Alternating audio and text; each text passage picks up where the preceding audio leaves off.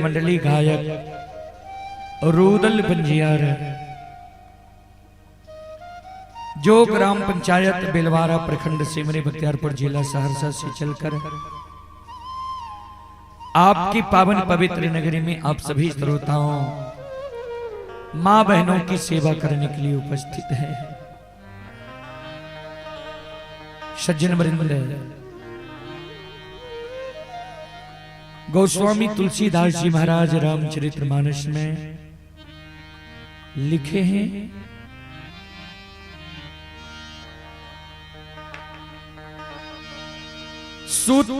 सुतदारायरु लक्ष्मी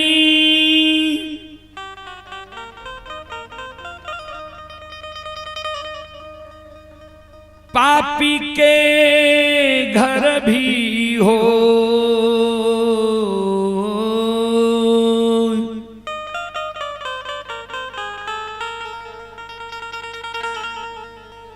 संत समागम हरि कथा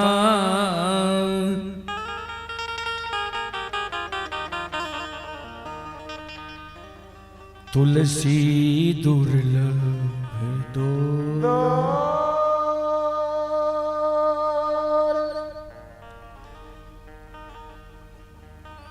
संत शिरोमणि श्रोताबंदो, गोस्वामी जी लिखे हैं, सूत दारा अरु लक्ष्मी पापी के घर भी हो, संत समागम हरि कथा तुलसी दुर्लभ तो। यानी बेटा, सुंदर पत्नी, संपत्ति, यह पापी के घर भी बाबूजी हो जाता है, हो सकता है। दो चीज गोस्वामी तुलसीदास जी महाराज रामचरितमानस में दुर्लभ लिखे हैं। क्या क्या? संतों से संग, संतों से मिलन, संतों के मुखार वृंद द्वारा भगवान के भक्ति भजन भागवत भगैत, यह मानव को बार बार नहीं मिलता है बाबूजी। फिर लिखे हैं,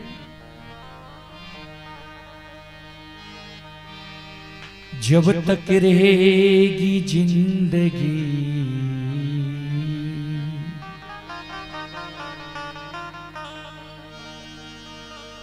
फुर्सत ना होगी कभी काम से,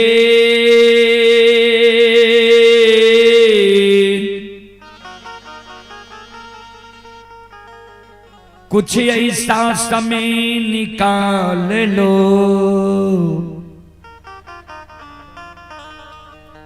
प्रेम कर लो भगवान से।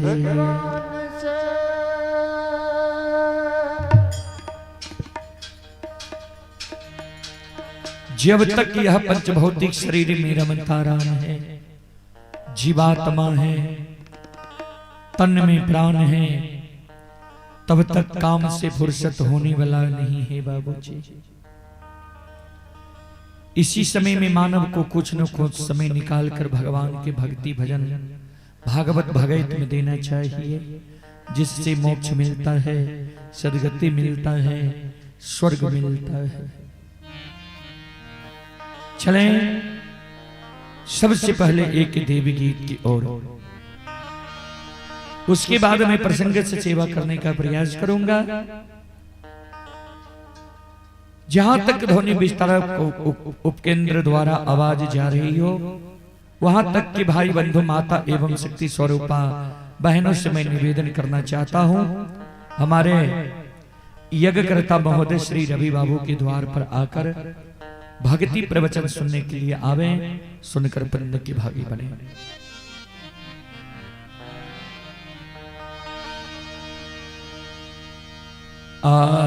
आसनी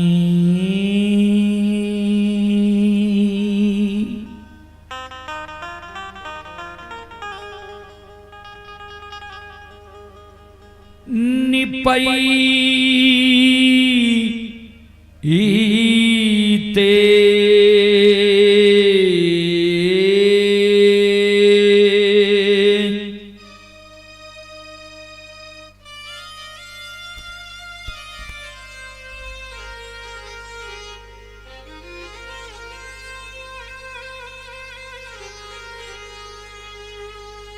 हे माँ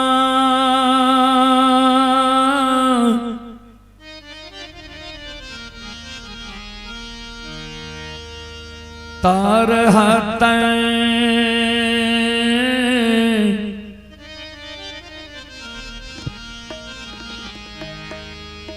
खियलै मैया ये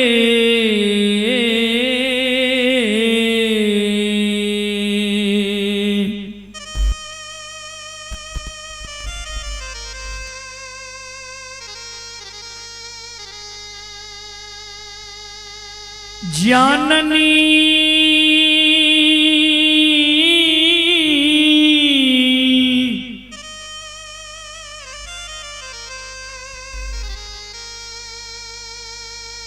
तरहत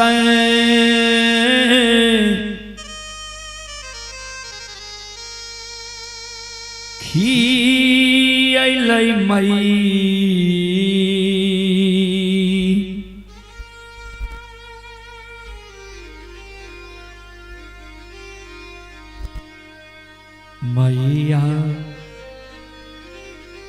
आए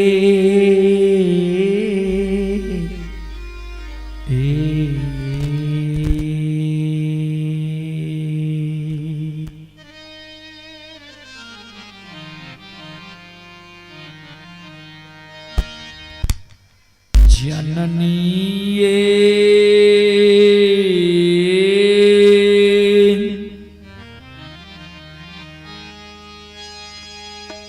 धूपा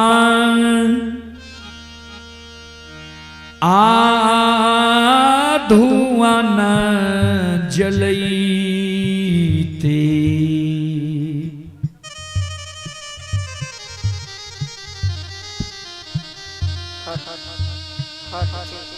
छुटकी जान आललै से तैयो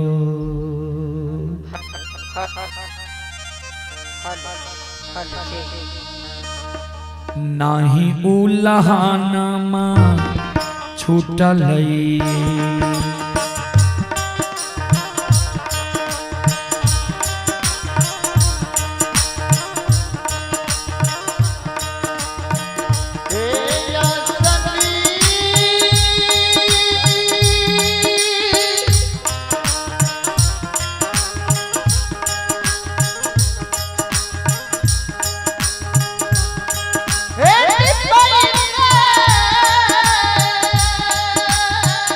हॉर्न के कम करा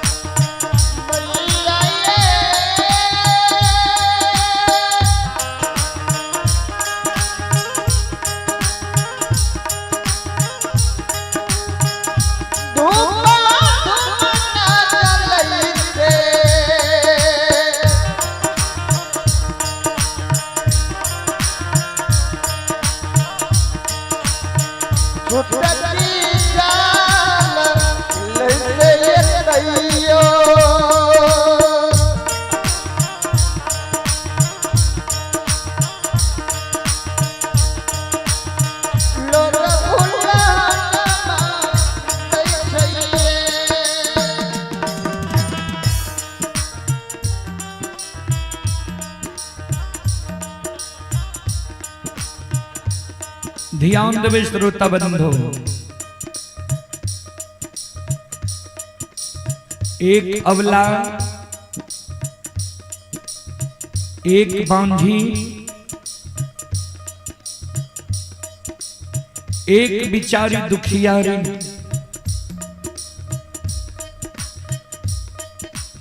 मां जगत जननी जगदम्बे भवानी आदि शक्ति भगवती के गहवर के उसार पर जय है। दोनों कर जोड़ के मां जगत जननी जगदम्बे भवानी आदि शक्ति भगवती से अर्जी करे, विनती करे, आपन कष्ट और दुख मां जगत जननी के सुनावे जी। मां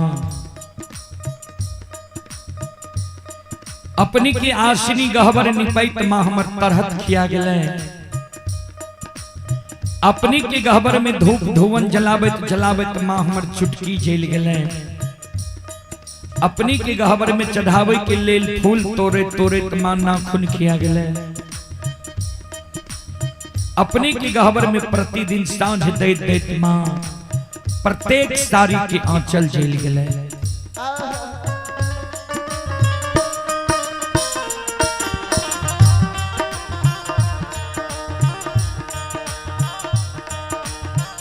आतयो नाही देलियै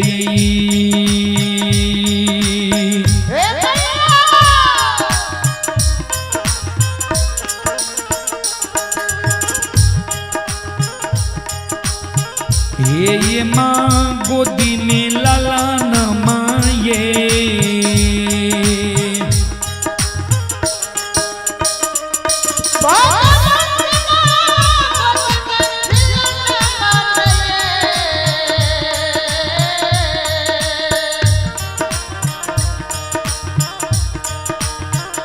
मैया ये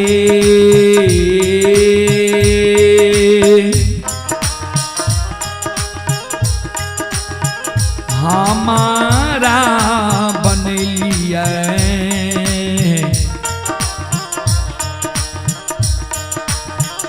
बांधी मरोछा नीसे दाय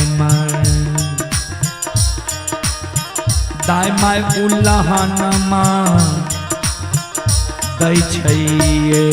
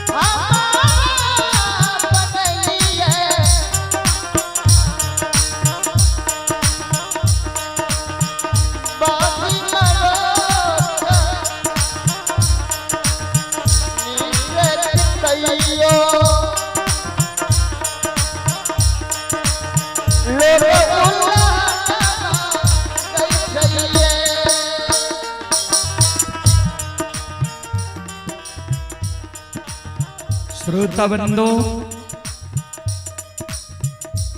बिचारी दुखियारी नबला मां जगत जननी के गहबर के ओसार पर जार बेजार कौन है।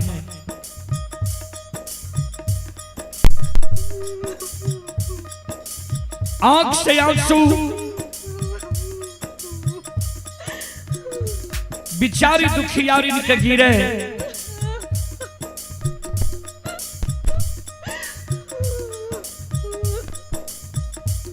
कैन कैन के माँ जगत जननी जगदम्बे भवानी आदि शक्ति भगवती के कहे माँ हमरा कोई सजी एगो बेटा बेटी पुत्र पुत्री संतान नहीं दिली है। वही कारण नगर समाज के सास ननंद गोतनी परोसनी हमरा उल्हन दई है, उपराग दई है, हमर नाम मां बांझी राख नहीं है।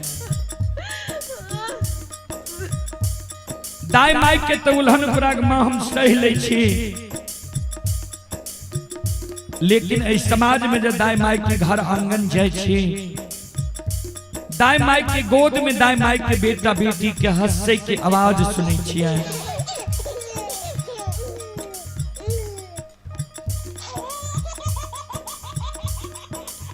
दाई माई के घर आंगन में दाई माई के बेटा बेटी के ठुमुक ठुमुक चलैत देखे छियै। दाई माई के गोद में दाई माई के बेटा बेटी के काने की आवाज सुनै छियै। मां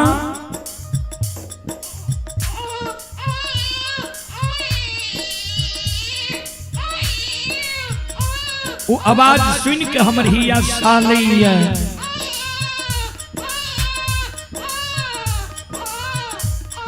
जे भगवान किया में अभी तक हमरा कोई से एगो बेटा बेटी पुत्र पुत्री संतान दिलक है। हमरो कोई से जब भगवान एगो बेटा बेटी पुत्र पुत्री संतान देती है, हम कोई के जन्मल बेटा बेटी के गोद में खेले तो हमरो अभिलाषा पूर्ण नहीं किया है।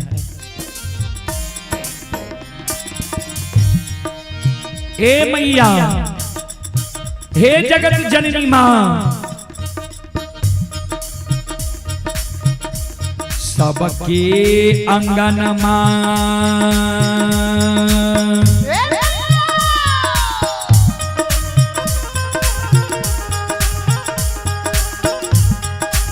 हे ये माँ खेलै छै ललन माँ ये।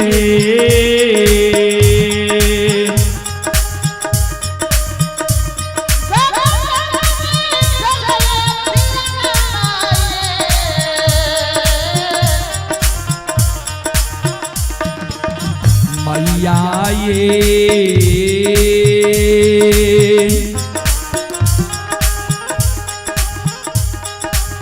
हमारो अंगन मां लागे छे उधार, सासी ये गोदी में ललन मां बिना ये।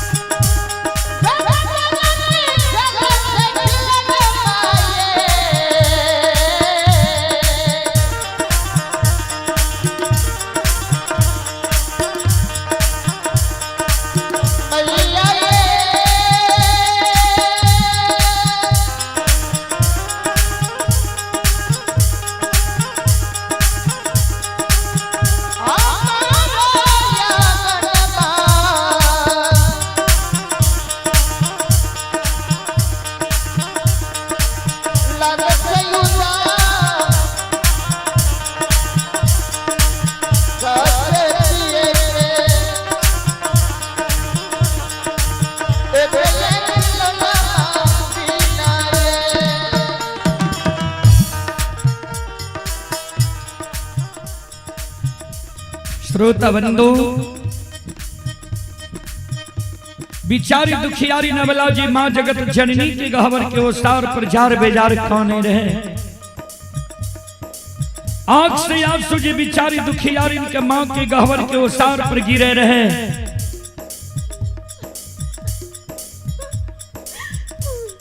आदि शक्ति भगवती प्रत्यक्ष दर्शन अवला के दे। अवला के कहे बिचारी तोरा गोद में खिलौना चाहिए। अवला कल के हाँ माँ जगत जननी कहलखिन जब तोरा गोद में खिलौना चाहिए तोरा हम युक्ति बता दे तोरा गोद में खिलौना भे जेता। नहीं आंख से आंसू गिरावा, नहीं जार बेजार खाना। हे अवला, हे सलखो, हे बिचारी,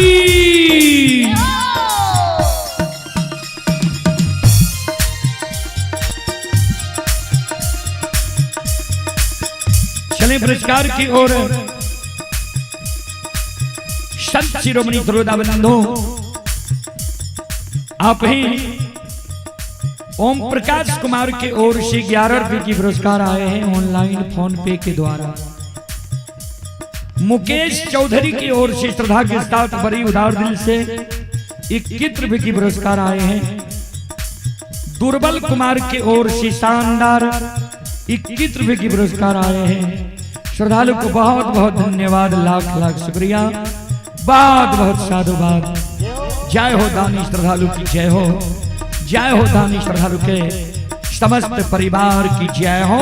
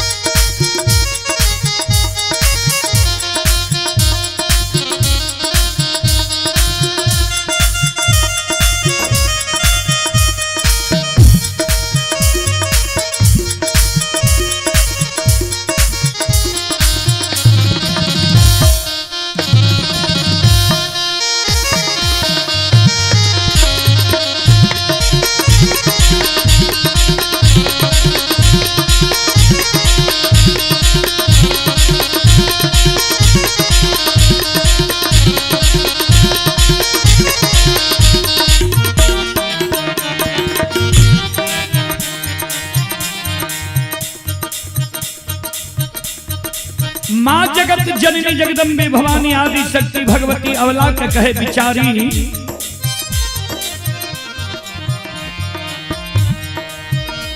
घर पाछुअरबा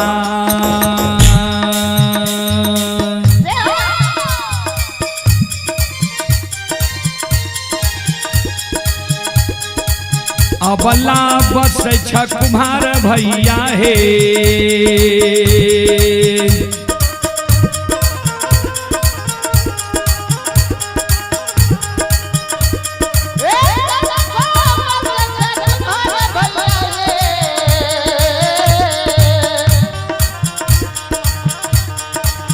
अबला हे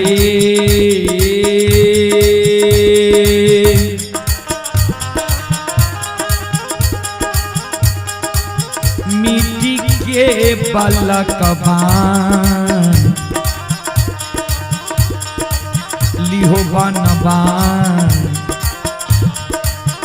इसे कोखिया दुख तोरा छुटिए जेता हे।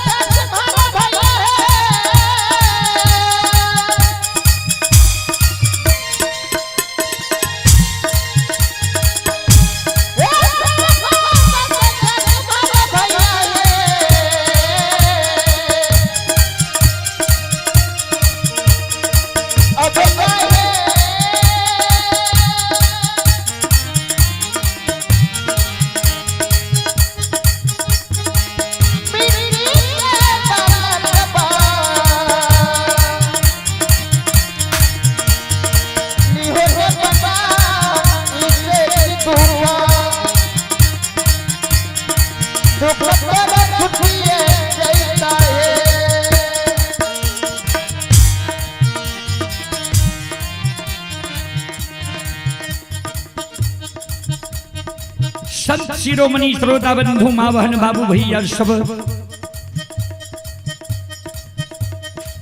बिचारी दुखियारी अबला के जे माँ जगत जननी कहल के जे घर पछुआर में कुम्हार भय बसे छा जा सुंदर मिट्टी के बालक बनवे वाली होता है मैं उल्हन प्राग देना छोड़ देता बिचारी दुखियारी अबला काने लगा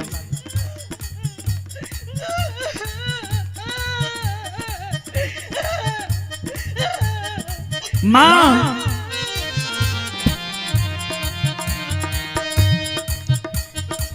मिट्टी के बालक ठेस लागे फूट जाय छै मिट्टी के बालक से दाय माय हमरा उल्हन प्राग देना नहीं छोड़ते मिट्टी के बालक माँ हमरा नहीं चाहिए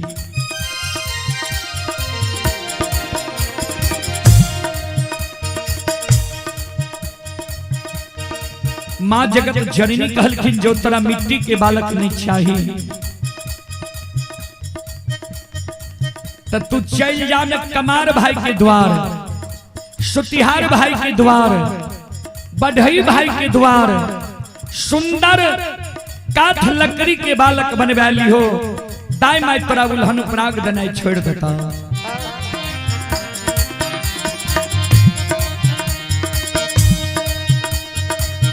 माँ जगत जननी जगदम्बे भवानी आदि शक्ति भगवती के शब्द सुन के अबला काने लगले माँ काठ के बालक भी हमरा नहीं चाहिए माँ जगत जननी कहलखिन से क्या अबला काने माँ जगत जननी जगदम्बे भवानी के कहे माँ सुनो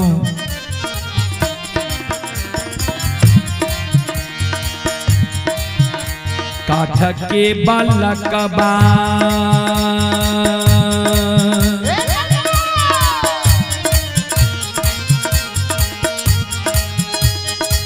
ये माँ हिलै छै नहीं डोलै छै ये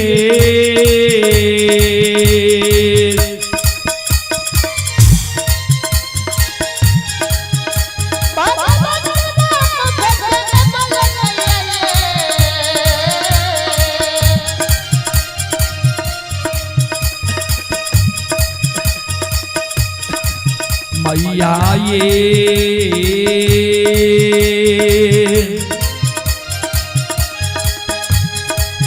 नहीं पिए छै बत्तीसो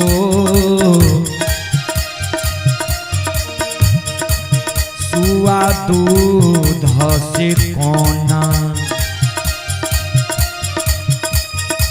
कोना उल्हन माँ छुटतैये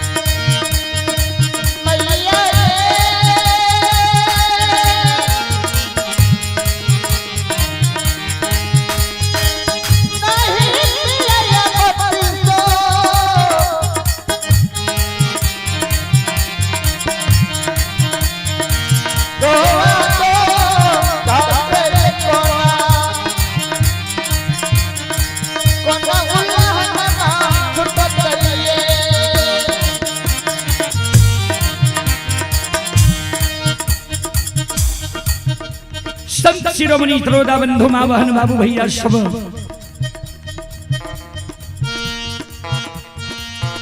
बिचारी दुखियारी नबला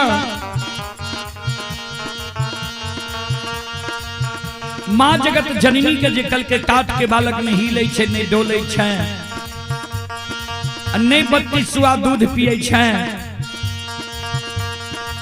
माँ जगत जननी जगदम्बे भवानी आदि शक्ति भगवती कहल के चल जाने सोनार भाई के द्वार सुंदर सोना के बालक बनने वाली हो दाई मैं तोरा उल्हन पराग दनाय छोड़ देता। बिचारी दुखियारी अवला कहने लागले माँ हे मैया सोना मूल्यवान धातु या सोना के बालक चोर चोरा लेते हमरा भोग नहीं हिते सोना के बालक से दाई में हमरा उल्हन पराग दनाय नहीं छोड़ते सोना के बालक माँ हमरा नहीं चाहिए। ए मैया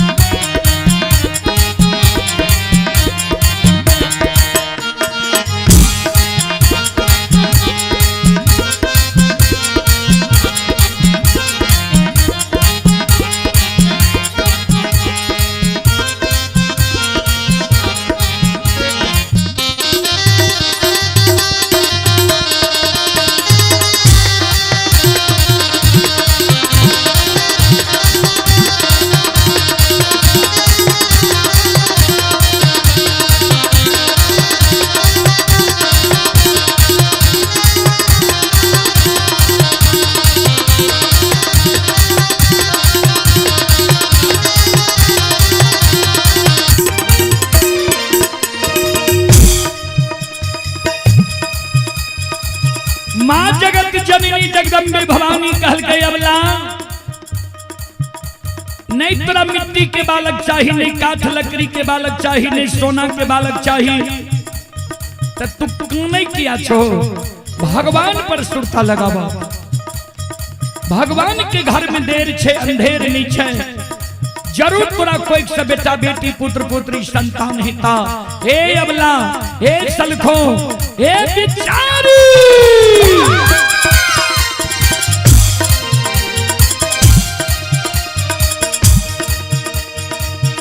धीरज बान धीरा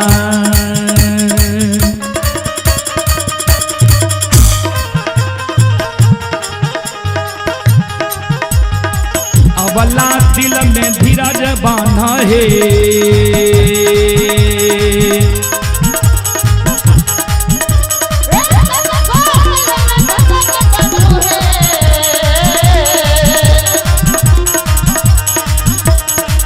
अबला है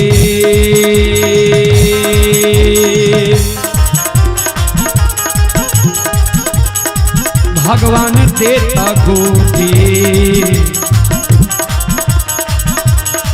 मैं ललान से भूखिया दुख करा छुटिए जेता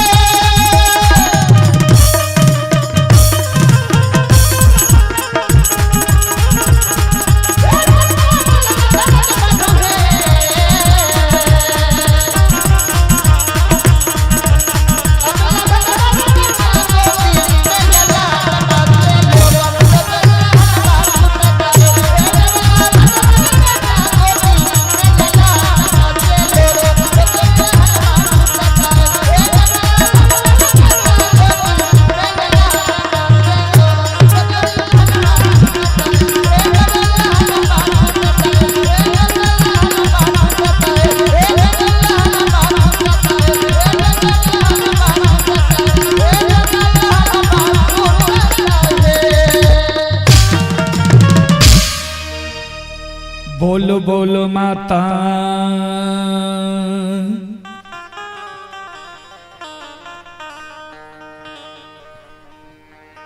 भगवती महारानी की।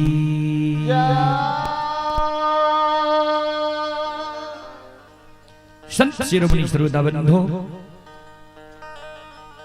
हमारी माँ बहन बाबू भैया सब चलो प्रसंग के ओर।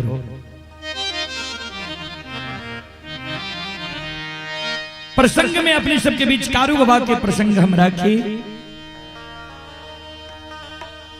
कारू बाबा के प्रसंग में लक्षण बाबा के अग्नि परीक्षा प्रसंग,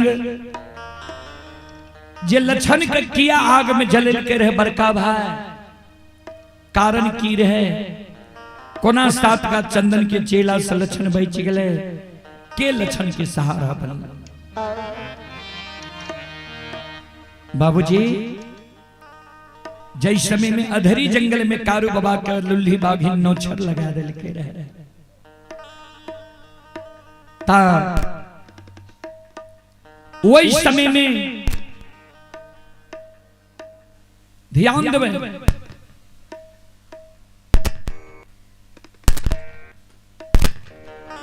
श्रोता बंधु, वही समय में बाबा ओघरदानी नक्षेश्वरनाथ के स्मरण के कारू बाबा, बाबा ओघरदानी नक्षेश्वरनाथ कारू बाबा का धरी जंगल में दर्शन दिल के, जे कारू कौन कारण हमर पुकार कैल हो। उस समय में बाबा कारू कहल के गुरुदेव यहाँ की भक्ति कैलो, हम यहाँ वरदान दिल। आय हम उसर खेत में मर रहिए, उसर खेत में जब मरबे हम उसर के भूत बनल रह जेबे। हमर अंतिम इच्छा ये जे मरे से पहले माय से मिल ली, बौर भाई से मिल ली, धर्म पत्नी से मिल ली, हित प्रेमी सागा संबंधी से मिल ली, तब हमर प्राण छूटे। बाबा ओघरदानी नक्षेश्वरनाथ संत बाबा कारू के वरदान दिल के हमर जे सुमरन के लहत तोरा वरदान दै छियै, जा 7 दिन तो और जिंदा रहबो। ओधैर्य नहीं हुआ तू माय से मिल लबह, पत्नी से मिल लबह, बौर भाई कुटुंब कबीला से मिल लबह, 8वें दिन तोहर प्राण छूटता।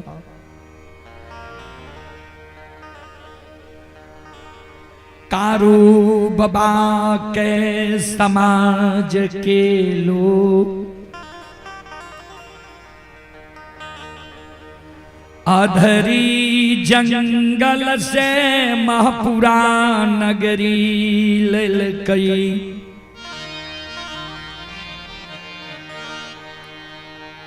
कृष्णावती के बिजुलिया नगरी से लावल गले, सब कारू बाबा के शरीर पर गिर के कान, सबके कारू बाबा धीरज बना हुआ। श्रोता बाबा ध्यान, 7 दिन कारू बाबा का बगजोर लागल भेले। ये 7 दिन से छोटका भाई लक्षण कारू बाबा के सोग में मुंह में अन्न नहीं लेल के, ये सिर्फ जल पी के छे। कारू बाबा के सिरहान में बैसल छे, कारू बाबा के सिर के अपना जांग पर लाके मुलुर मुलुर कारू बाबा के निहार।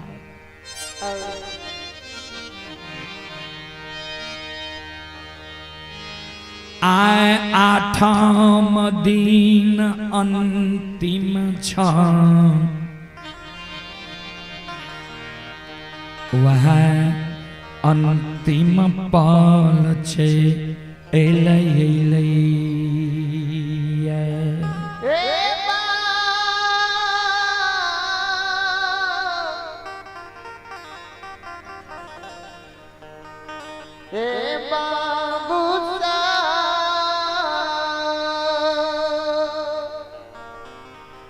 सज्जन वह अंतिम पल जाए कारू बाबा के कभी श्वास बंद भे जाए, कभी श्वास चले लागे, कभी आंख बंद भे जाए, कभी आंख खुल जाए। कारू बाबा के व्यवहार देख के छोटका भाई लक्षण घबरा गए जे आब लागे छे दादा भाई दुनिया में जिंदा नहीं रहते। लछन के आंख से आंसू गिरे लागले। लछन के 2 बूंद आंसू कारू बाबा के सिर पर गिर गए। कारू बाबा के आंख खोले, लछन के देखे, लछन काने।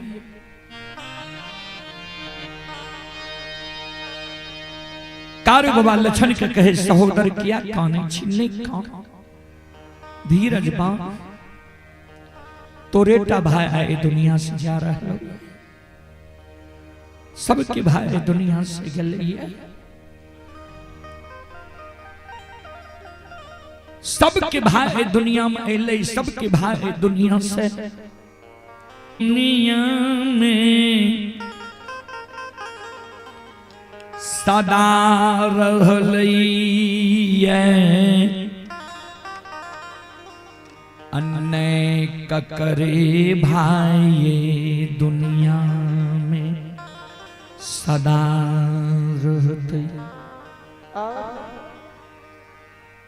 लछन कौन है? सबके भाई हमारा भाई में बहुत अंतर, बहुत फर्क है।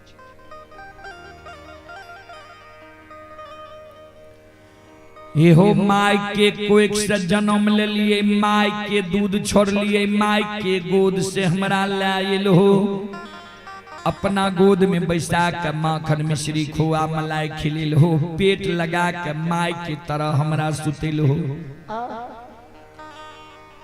आज तू जा रहा ये के हमर सहोदर भाई बनता, कोनो विपत्ति जब पड़े रहे वही में तू हमरा लिए तैयार रहे रो। हमरा जब कोनो विपत्ति पड़ते वही विपत्ति में के हमर सहारा बनते, के हमर मदद करते। लछन के कानब सुन के संत बाबा कारू मरे के बेर में लछन के आंसू के पोछे एगो हाथ पकड़ लेके, सहोदर जब मरे के बेर में कानै छै, मरे के बेर में तोरा हम 2 गो वचन दै छियो, दोनों वचन के तू ध्यान से।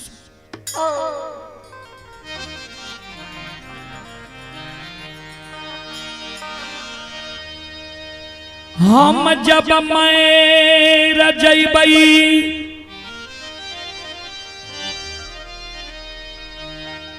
हमरा लाल पियर के फरकी डोली के तू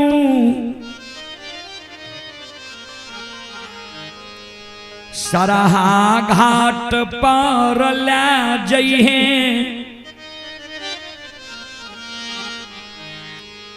उत्तर दक्षिण के आंची में हमरा तू सोला दिहे। समाज के लोग चाहते जे कारू के मुंह में भतीजा आग दिए, यानी महिनाथ पंडित के सुपुत्र मदन, लेकिन भतीजा के हाथक आग हम स्वीकार नहीं करो। सहोदर किया हमर विवाह भेले, दुरागमन नहीं भेले, भगवान हमरा जान से बेटा बेटी पुत्र पुत्री नहीं दलक किया,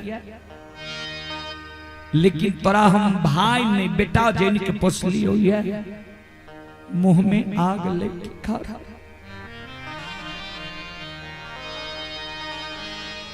हेरे 7 बंधन के ऊक बना लिए, अचरा को पीन पहिरली है। जेना घूम घूम के लोग माय बाप के मुंह में आग दे छे, ओई समान तू नंदग्राम महपुरा आ भाईया के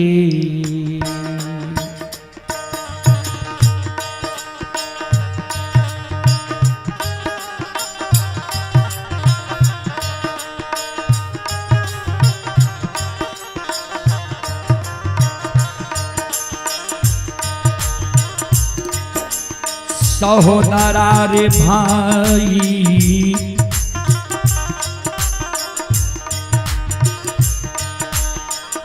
या के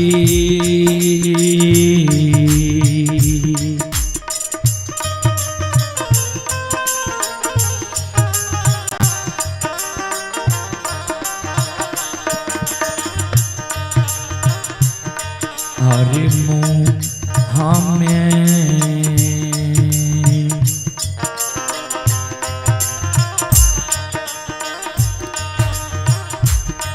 हेरैया गिया दिहे रे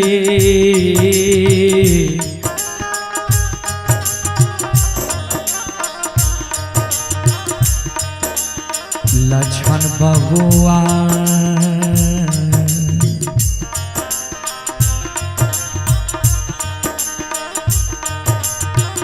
लक्ष्मण हेरै माँ हापुरा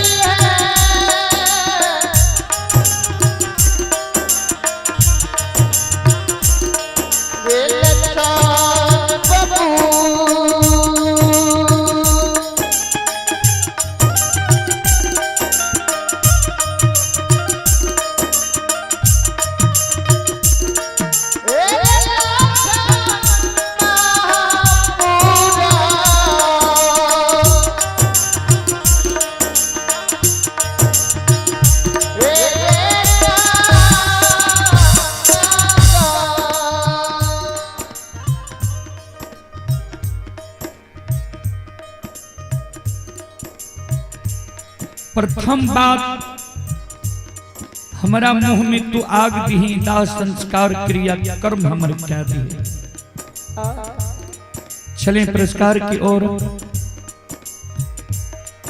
आप हैं इंजीनियर वासुदेव कुमार।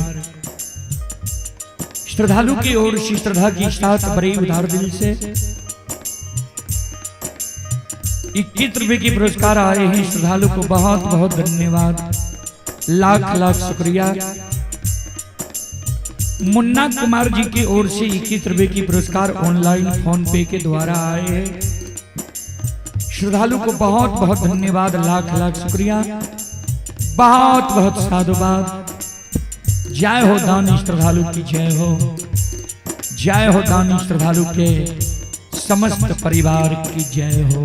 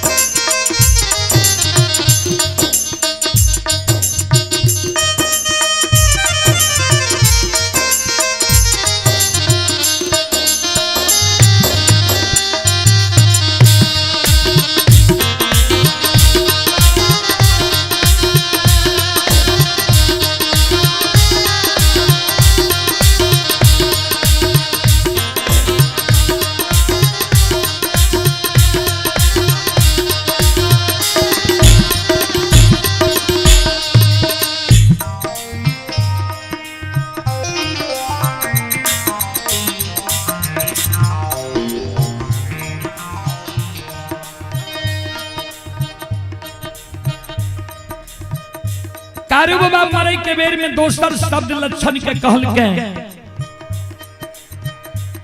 तू जे हमरा मरे के बेर में काने छी जे तोरा मरे के बाद हमर सहारा के बनते मदद के करते ध्यान से सुन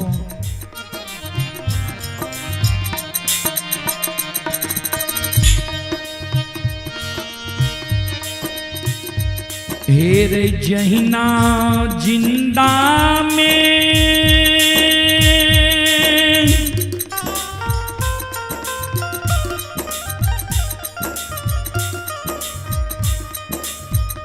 हमरा बोर भाई पिता तुल्य मानने अइले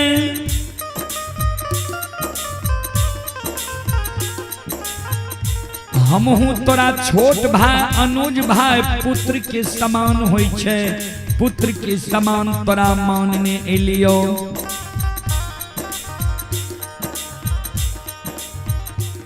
मरे के बाद भी जो हमरा तू वह समान मानवी जना जिंदा में माने रहे हमरा सारा के तू निप भी हमरा सारा पर धूप दीप अगरबत्ती जले भी एक चिलम गाजा चढ़े भी दूध की ढार देवी श्रद्धा और विश्वास हमरा पर जो राख में हमर जे तू चर्चा कर में हमरा मरे के बाद भी जो तोरा कोनो दुख पड़ जेतो विपत्ति पड़ जेतो वही दुख विपत्ति में जो हमर पुकार कर भी जे हो कारू भैया हमरा दुख पड़ गले है विपत्ति पड़ गले है तो मरे के बेर में तोरा हम वचन दे के जाय छियो अरे मरलो में सहो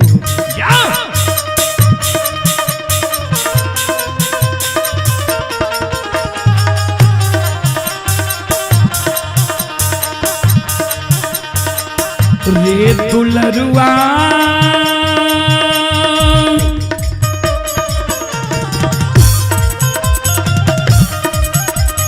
रे लछन सहोदरा रे मरलो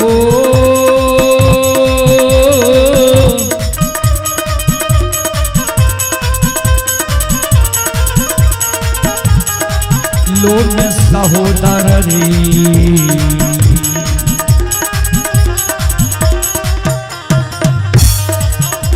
रे भैया बन के लछन बबुआ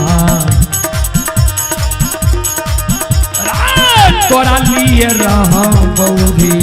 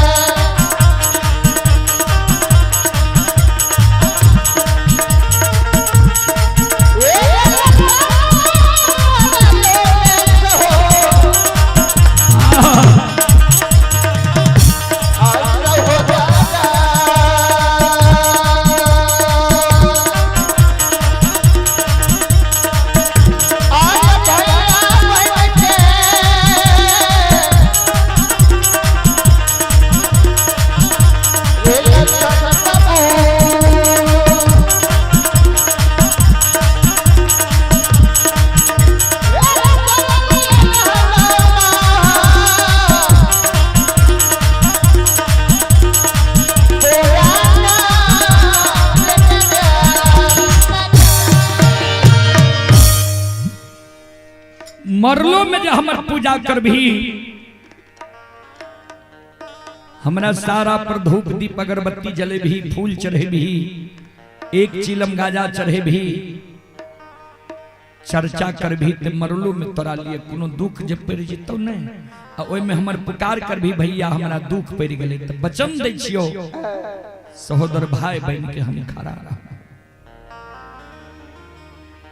इतने बात संत बाबा कारू कहल के कारू बाबा के पंचभौतिक शरीर से जीवात्मा निकल गए, तन से प्राण निकल गए।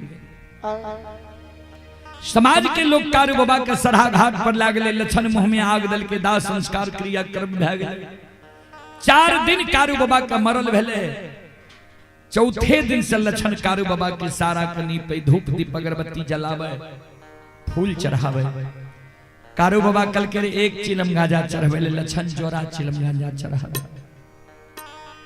प्रतिदिन कारू बाबा के सारा पर दूध के ढार दे। लक्षण संकल्प क्या ललके, जा तक कारू भैया की पूजा नहीं करबे ता तक हम भोजन नहीं करबे। 6 महीना से लक्षण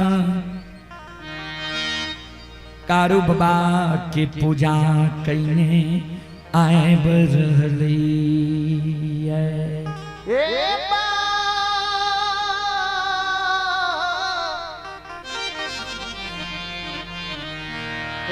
बाबू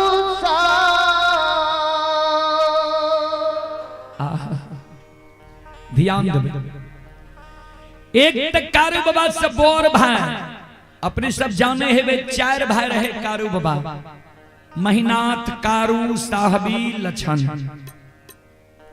सबसे बोर भाई महीनाथ काशी में पढ़ के ज्योतिष पंडित विद्वान बनले रहे। बनगांव महिषी के लोग विद्वान लोग, विद्वान के सभा में जब महीनाथ बाबा बैसे ने तहें से दुष्ट मारे किया, तो महपुरा के लोग महीनाथ बाबा के पंडित के उपाधि देने रहे। पंडित पंडित कहे ता विद्वान ब्राह्मण लोग महीनाथ बाबा के हैं से दुष्ट मारे। यादव वंश में कहीं पंडित कहलाए, वह वंश में लक्षण भूत की पूजा करे लगे, सारा के पूजा करे लगे, मिट्टी के पूजा करे लगे। तो ब्राह्मण बाबा सब मन में सोचे, जय वंश में काशी के प्रहल पंडित ज्योतिष विद्वान, वो वंश में भूत की पूजा है। जय दिन महीनाथ पंडित गौर पर चढ़ते वो दिन ने पूछबे, आय महीनाथ बाबा गौर पर चढ़ गए। 6 महीना कारू बाबा के मरल भेले। अब बड़का भाई महीनाथ पंडित पाखर के पेड़ पर बैस के महपुरा नगरी में पोथी पुराण पढ़े छे, समाज के लोग के पोथी पुराण पढ़ के समझावे छे। आय महीनाथ बाबा के विषय छिए, मानव जब मर जाए छे तो कर्म के अनुसार दोसर योनि में जन्म होय छे। कर्म के व्याख्या महीनाथ बाबा क्या रहले ये, 2-4-10 गो ब्राह्मण बाबा भी ओय में बैसल रहे। एगो ब्राह्मण बाबा ओय सभा में खड़ा भ गेले, कर जोड़ लेल के महीनाथ बाबा के कहे, पंडित जी महीनाथ बाबू यादव वंश में यहाँ पैर के पंडित बनलो ये, यहाँ जे कहे छिए मानव मर जाए छे कर्म के अनुसार दोसर योनि में जन्म होय छे, सुनइए वाला ता के लिए कि कहियो वाला के लिए। महीनाथ बाबा कहलखिन सब के लिए। किया कभी स्पष्ट रूप से लिख देलखिन है, कर्म प्रधान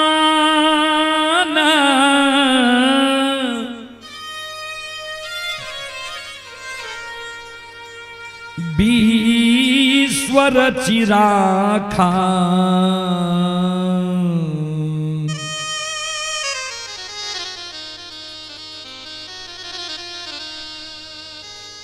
जो जस करई तास फल चाखा।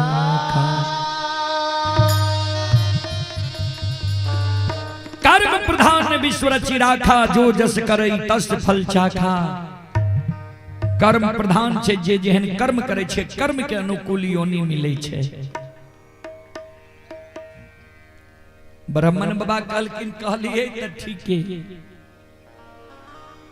यहाँ के घर में की बहारा ये मालूम।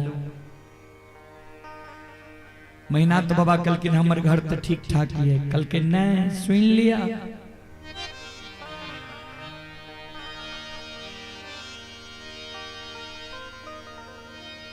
यहीं के मंझला भाई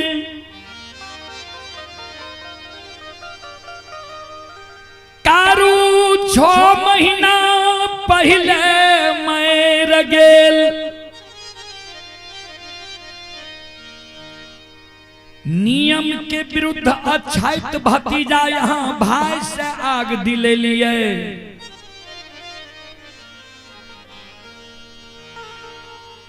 पंडित जी जाने हेवे जे प्रथम अधिकार हो छे अग्निदान दे के बेटा के, दोसर अधिकार हो छे भतीजा। भतीजा नहीं छे तब तेसर कियो आग अग्नि संस्कार कह सके, आग दान कह सके।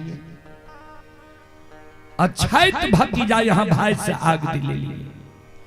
4 दिन कारू के मरल भेल, चौथे दिन से यहाँ के छोटका भाई लक्षण कारू के सारा करनी पई है। धूप दीप अगरबत्ती जलावे, फूल चढ़ावे, दूध के ढार दैये, जहां बैसे ये कारुए की चर्चा करिए।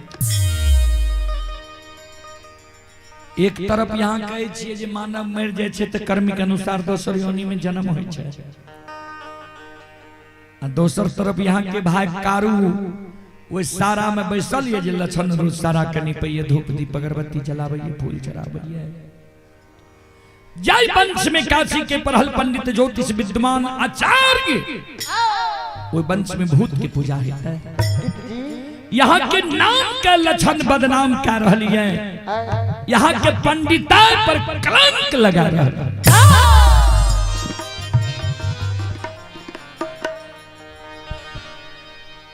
बाबूजी महीनाथ बाबा सोच विचार नहीं के जी हमारा भाई में भाई के झगड़ा लगा गया।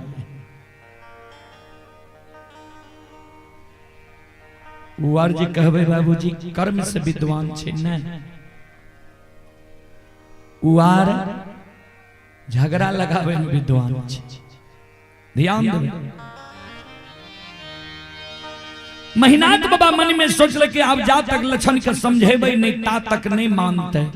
सांझ के लक्षण ले गाय चरा के महीनाथ बाबा अपने से लाठा बथान पर पहुंच गए।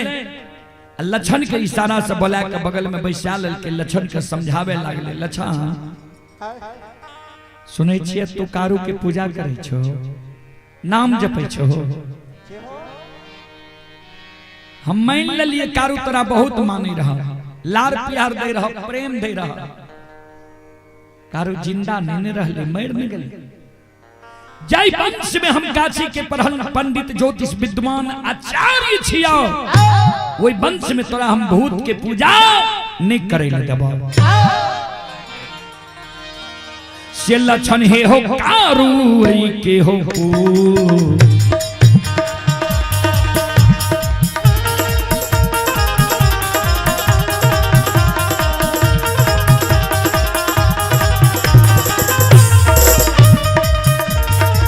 हो दुलरुआ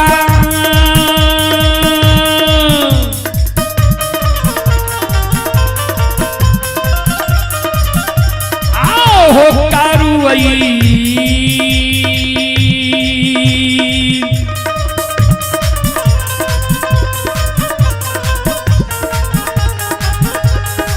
वही के पूजा हो।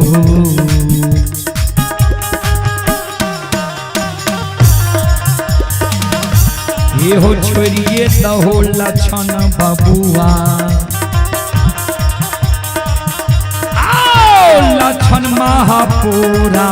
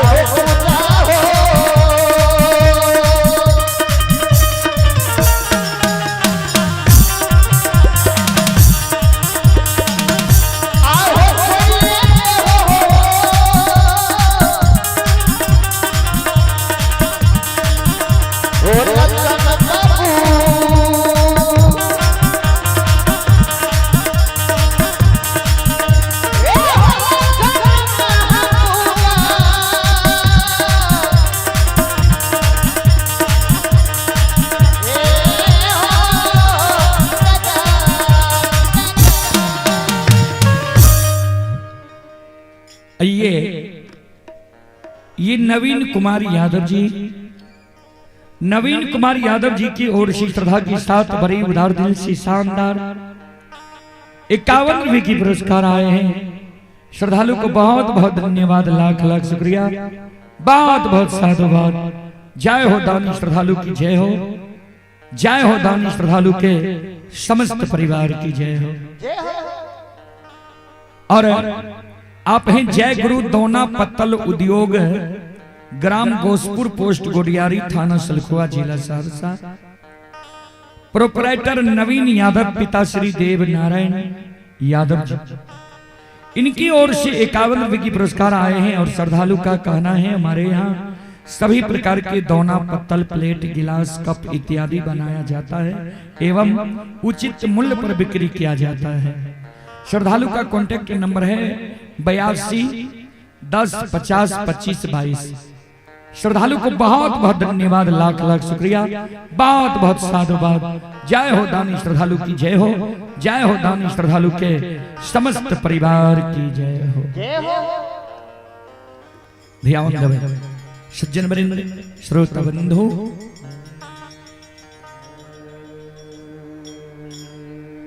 और हमारे मास्टर साहब श्री राजकिशोर बाबू, जो हमारे बगल बघवा पंचायत हाई स्कूल में बहुत दिनों तक रहे। सिर्फ सर से एक दिन हमें मुलाकात हुई थी और इतना जान पहचान नहीं हुआ था। हमारे महानुभाव मास्टर साहब की ओर से 101 रुपए की आशीर्वाद हमारे मंडली के लिए आए हैं। गुरुजन के चरण कमलों में कोटि कोटि नमन करता हूँ, आशीर्वाद चाहता हूँ, भगवान से कामना करता हूँ, भगवान श्रद्धालु की मनोकामना को पूर्ण करे। जय हो दानी श्रद्धालु की जय हो, उनके समस्त परिवार की जय हो।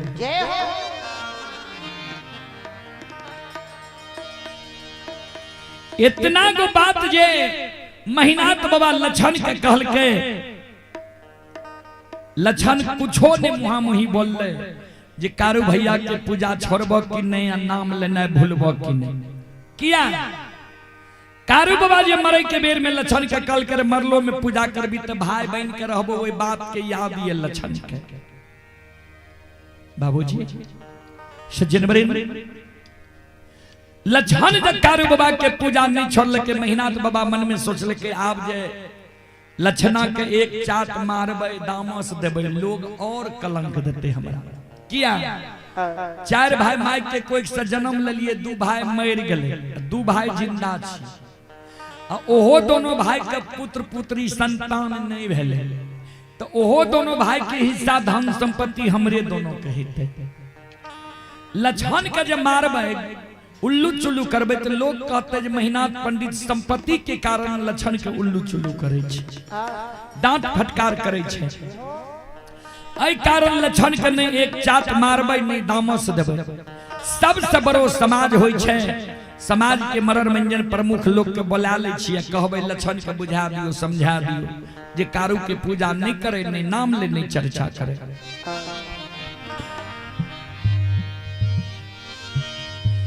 आए महीना था बाबा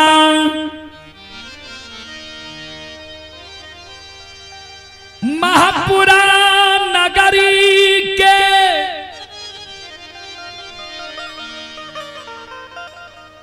मरर मंजन प्रमुख लोग के बुला के,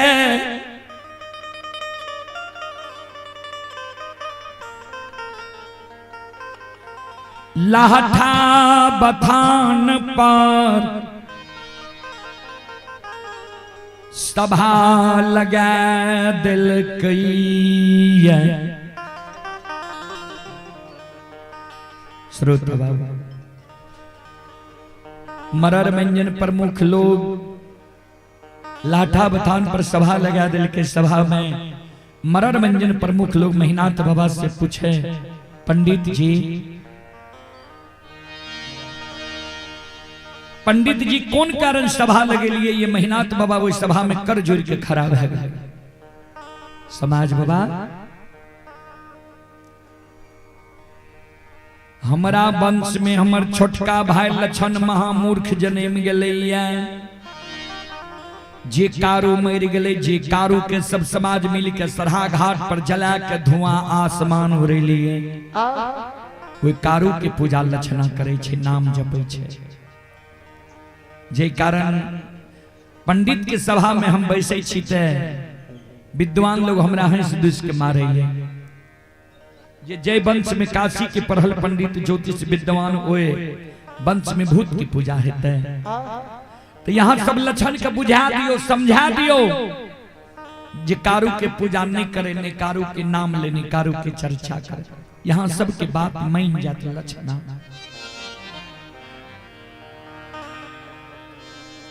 श्रोता बंधु माँ बहन बाबू भैया सब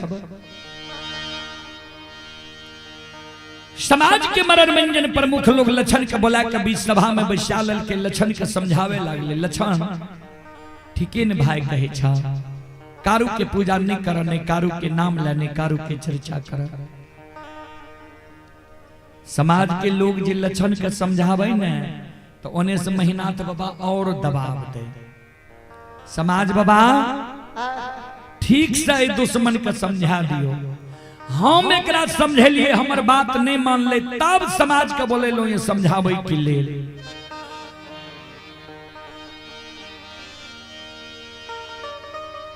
महीनाथ बाबा के शब्द सुई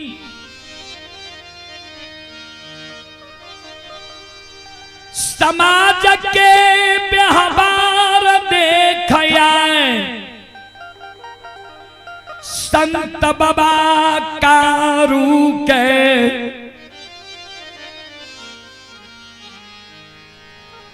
ई बात बर्दाश्त नहीं गेलै।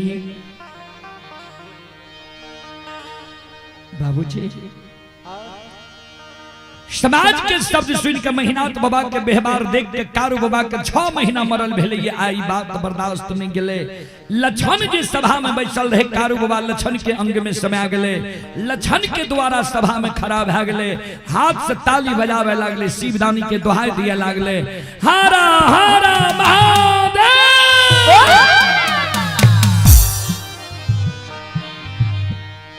संत बाबा कारू मरला, अंत में आए हुए सभा के बीच में ध्यान से सुनबे।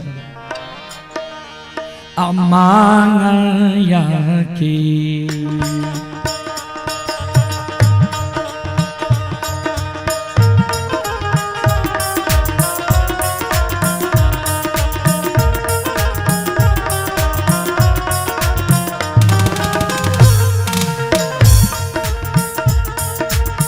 हो बैरागी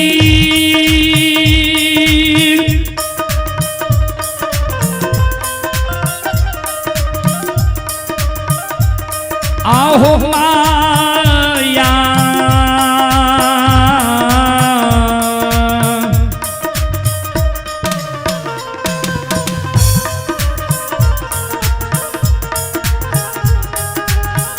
या केली ला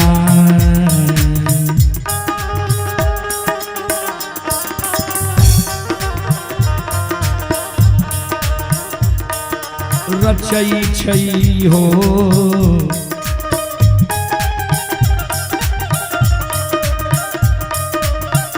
कारू बाबा,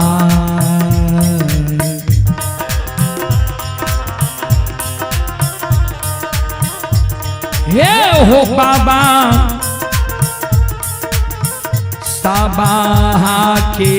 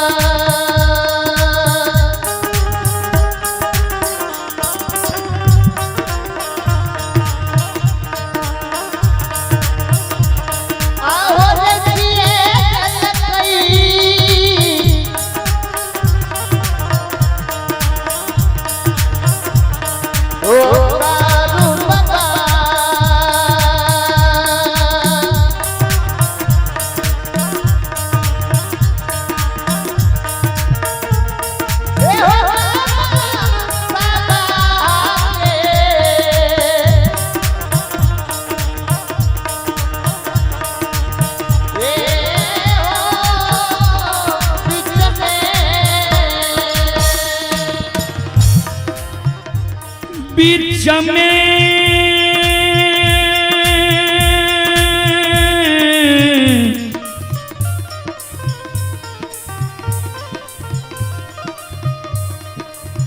बाबा होला गलई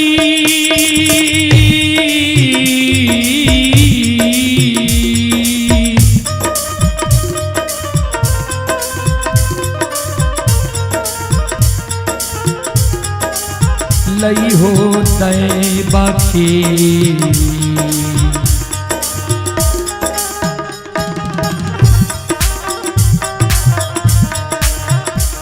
अजमतिया हो समाज बाबा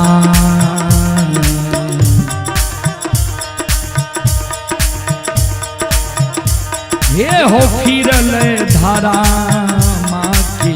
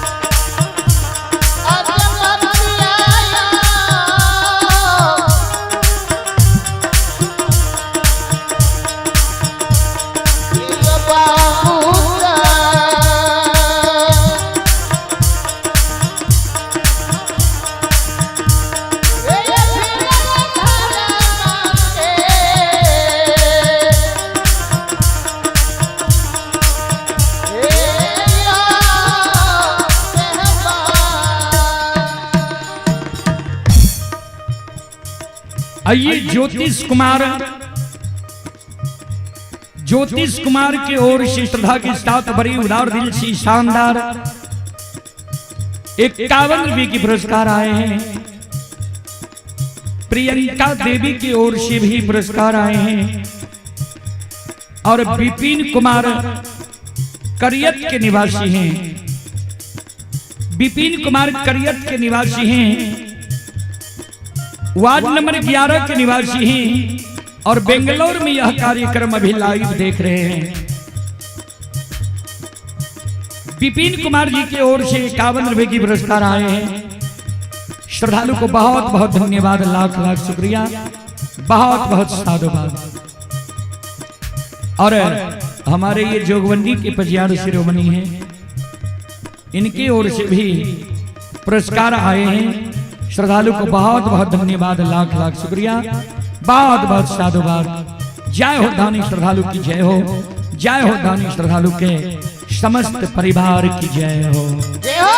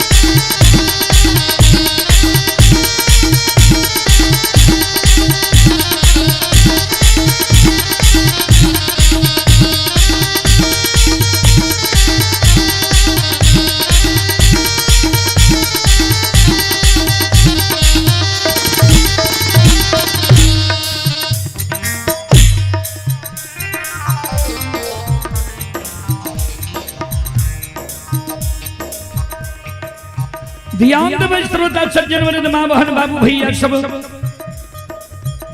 संत शिरोमणि श्रोता बाबू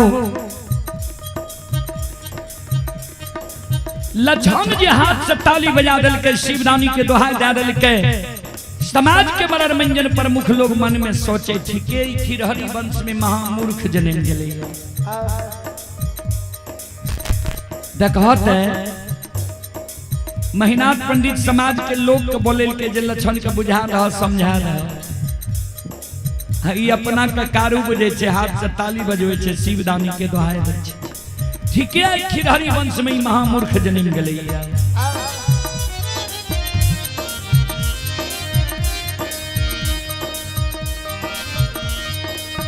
समाज के शब्द सुई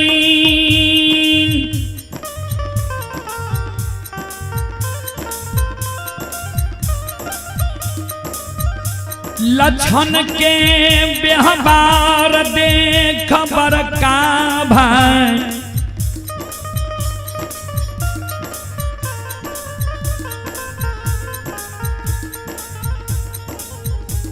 महिनाथ पंडित के आए क्रोध बर्दाश्त नहीं जली ध्यान देवे समाज के शब्द सुन के बड़का भाई महिनाथ पंडित के समाज के शब्द सुन लक्षण के व्यवहार देख के बड़का भाई महिनाथ पंडित का क्रोध बर्दाश्त नहीं गले महिनाथ बाबा वो सभा में खड़ा भे गए कर जोड़ लेके हो समाज बाबा हम दुश्मन के समझावे ले बोले लिए दुश्मन हमार बात नहीं मान लके समाज के बोले लो दुश्मन के समझावे के लिए समाज के आज्ञा के भी दुश्मन टाइल दल के 10 के आज्ञा का जो दुश्मन टाइल दल के 10 के द्रोही भे गए 10 द्रोही बचे न कोई और जो बचे सो बाबर हुई 10 के आज्ञा का जो दुश्मन टाइल दल के ताबी हमार भाई ने हमार दुश्मन भाई हमार ताप जब कारू के पूजा करना छोड़ दिया और नाम लेने भूल गया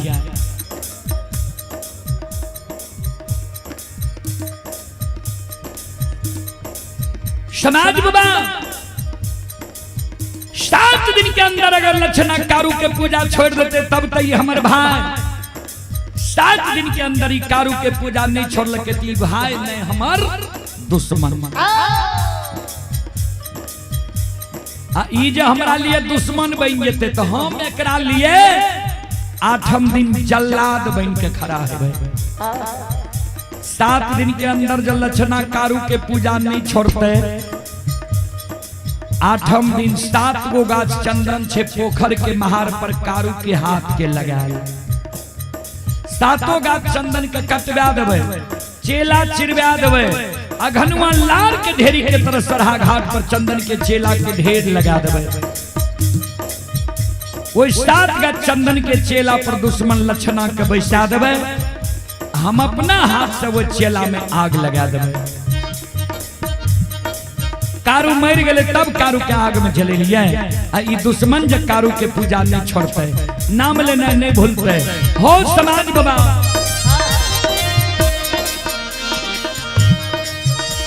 आओ ये जी न दे तो सबन मां के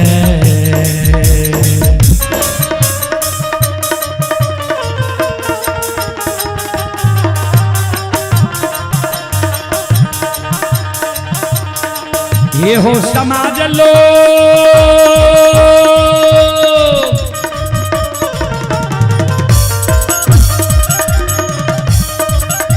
आओ हो जीन दे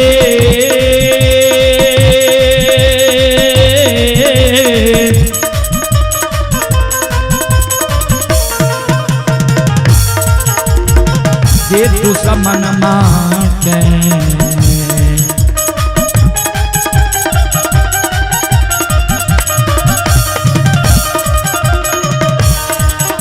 ये हो आग में जला के समाज बाबा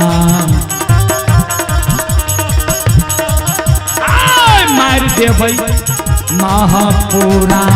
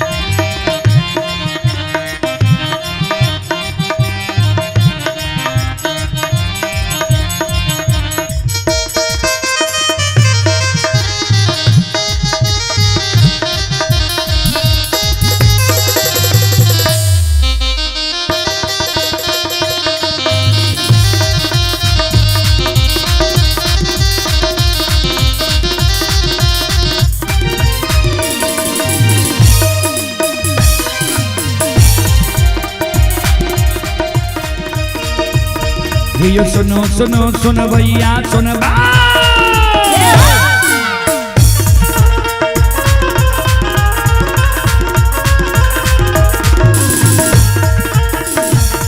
ये सुनो सुनो सुन भैया सुन बे योग भैया बाजो भैया सुन बे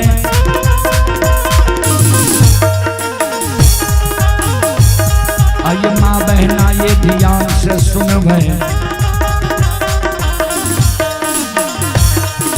धर्म की बात परें सुनब मालिक की लीला के सुनब बरबर लीला गोसैर चल गए माया लगे लगे रासर चल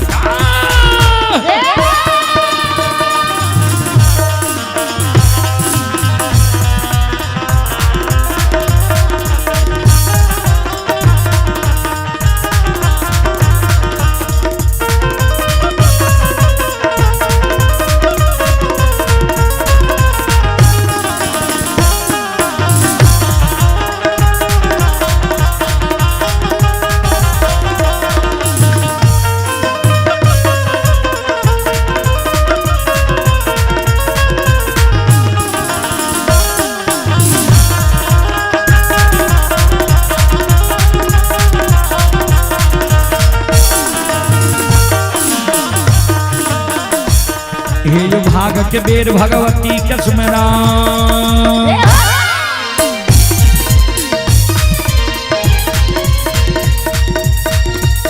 हे यो भाग के बेर भगवती के सुमरा सादा भवानी जगदम्बा के सुमरा हे यो ज्ञान देवैया गुरु बाबा के सुमरा विद्या के दाता सरस्वती के सुमरा गौरी की पुत्री गणेश के सुमरा उमापति यो महादेव के सुमरा हरे यो वीर पवन सुत के सुमरा दुर्गा काली महाकाली के सुमरा सभा के बीच धर्मराज के सुमरा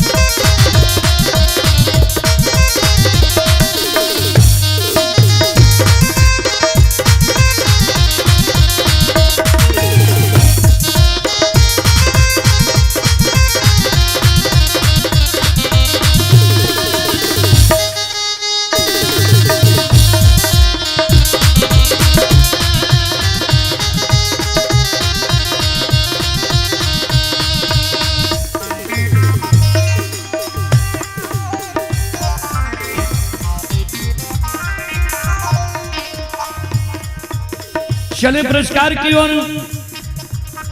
आप ही रीतू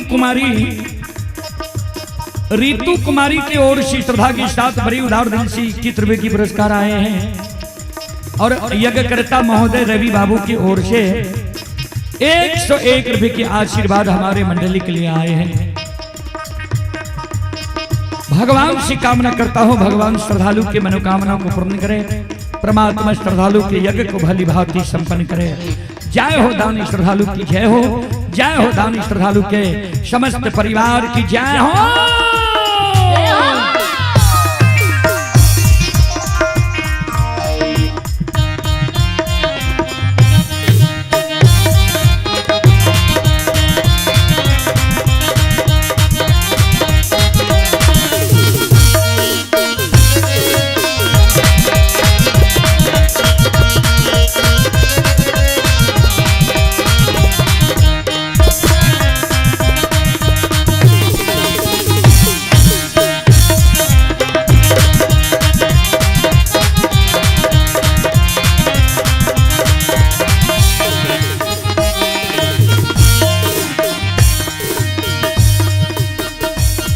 हो भला बाबा भंडार का भैरिए दी हो।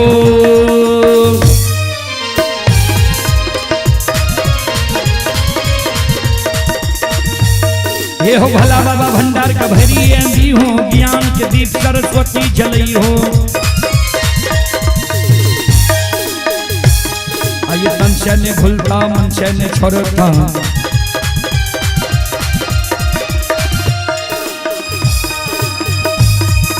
सिर में सबैया सबक कैदी हो, जीवन के मन की मनोरथ पूरी हो, बिगड़ल काम कभी मल बनी हो।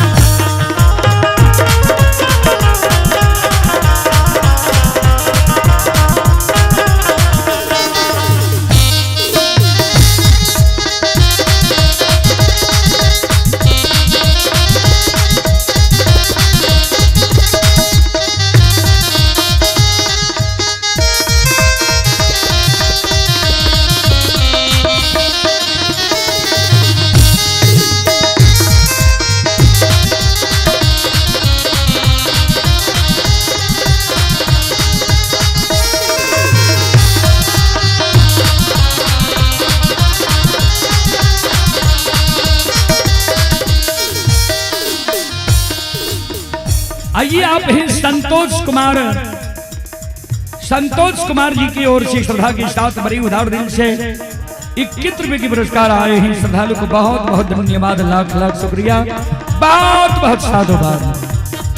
आइए दानी के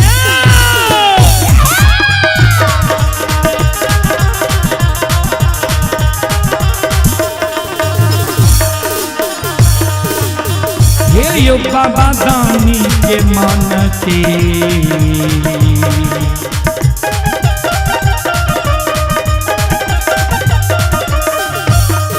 मनोरथ हो धर्मराज बाबा, पूरी हो दुनिया।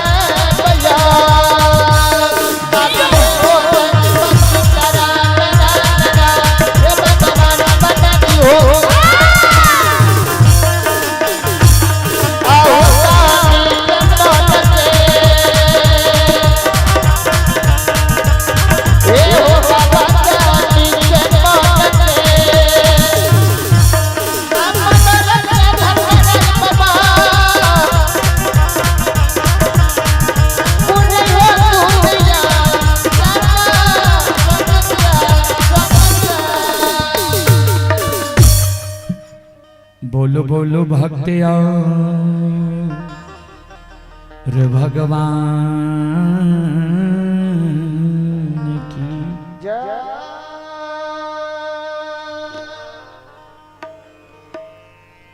श्रोत बंधु ध्यान दो, स्पष्ट रूप से महीनाथ बाबा सभा में कह दिल के 7 दिन के अंदर अगर लक्षणा कारू के पूजा नहीं छोड़ते, 8वें दिन 7 का चंदन के चेला में दुश्मन के जला के मार दे।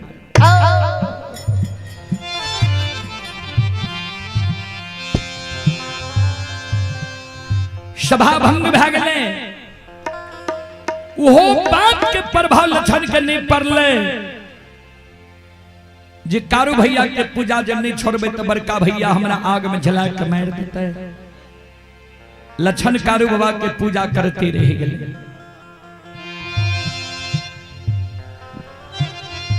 आज 7वें दिन बड़का भाई महीनाथ पंडित मन में सोचे जे लक्षणा कारू के पूजा छोड़लके कि नहीं छोड़लके, एक बार देखल जाए। जय रास्ता से लक्षण जाए रहे कारू बाबा के पूजा करे ले, वही रास्ता पर जाके आए। महीनाथ बाबा छिप के बैस गए। लक्षणा जेबो करे छे कारू के पूजा करे ले।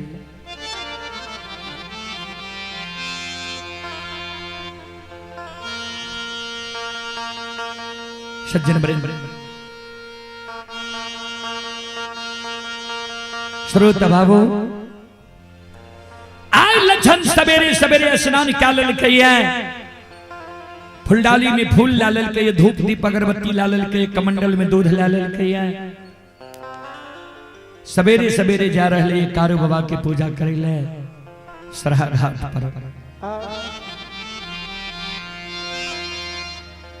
जहिना लक्षण महीनाथ बाबा के नजदीक पहुँचैया,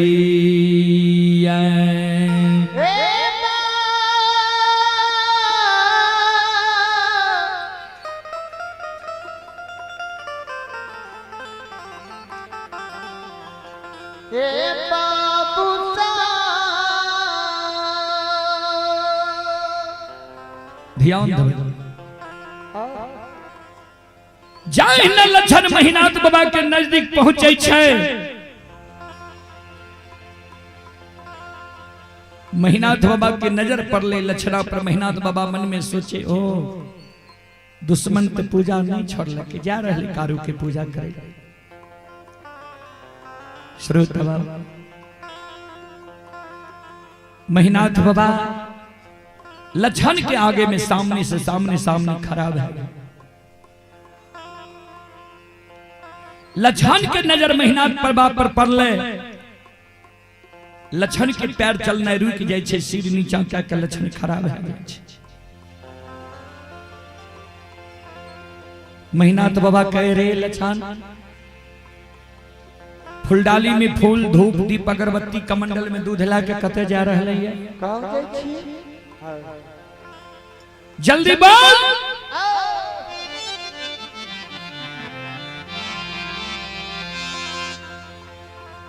ध्यान देवे, 12 वर्ष लक्षण की उम्र हो रहे। आज तक बड़का भाई महीनाथ पंडित के मुहामुही नहीं बोल रहे।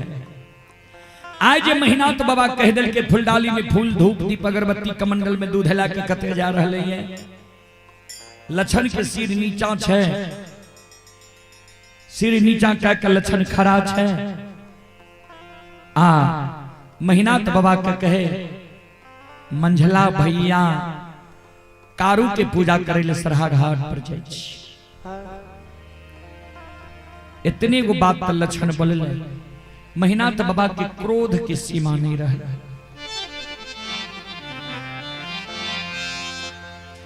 महीनाथ बाबा कल के रे लक्षण, आज से 7 दिन पहले तोरा वही सभा में की समझलियो और बोल, याद छौ कि नहीं? कारू के पूजा तू छोड़बे कि नहीं, बोल।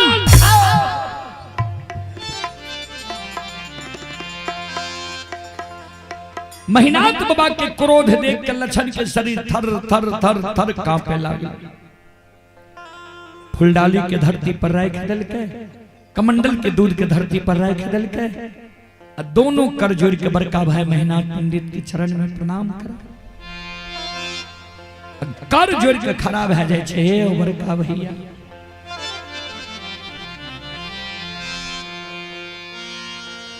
हे हो तू माय के कोई से बोर भए के जन्म लेलहिया, हम माय के कोई से छोट भाई के जन्म ले लिए।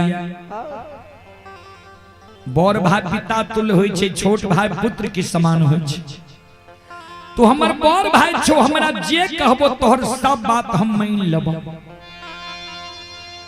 हमरा जे कहबो जे लक्षण महापुरा नगरी में तू भोजन करना छोड़ दे, तोहर बात मान लेबो।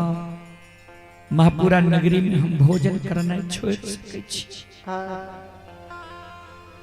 तो जा हमरा कहबो जे लक्षण महापुरा नगरी में तू जल पीना छोड़ दे, तोहर बात हम मान लेबो। महापुरा नगरी में हम जल पीना छोड़ सके छी। तो जा हमरा कहबो जे लक्षण महापुरा नगरी के धन संपत्ति में तोहर कोई हिस्सेदारी नहीं छो। धन संपत्ति के लोभ त्याग के महापुरा नगरी से भाग जो, तोहर बात मान लेबा। अब महापुरा नगरी से धन संपत्ति के लोभ त्याग के हम भाग सकै छिया। सब बात भैया हम तोहर मान लेबा,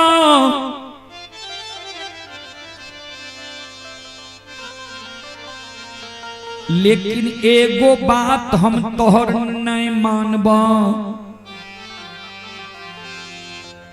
तू जे कहे छो कारू के पूजा करना छोड़ दे, नाम लेना भूल जो। जी कारू भैया हमरा गोद में बैसा के माखन मिश्री खुआ मलाई खिलेल के पेट लगा के माय के तरह सुतेल के, ओई कारू भैया के ने हम नाम लेने भूलबा, ने पूजा करने छोड़बा। हमरा कहे छोड़ तू कारू के पूजा नहीं छोड़बी तो आग में जला के मार देबो। कारू के नाम लेने नहीं भूलबी तो जिंदा आग में झरका के मार देबो।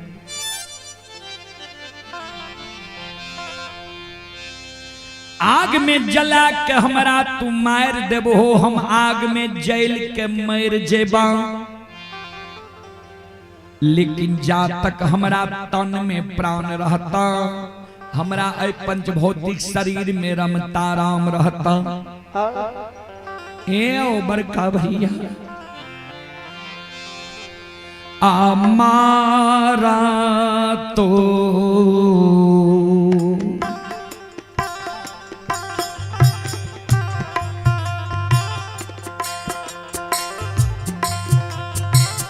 बड़का भैया मारा तो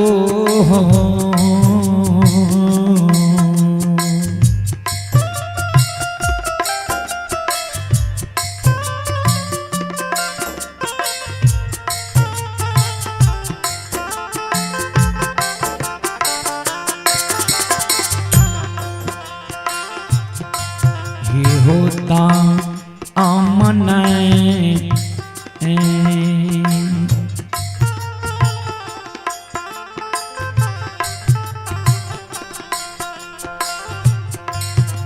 ये हो छोरबा हो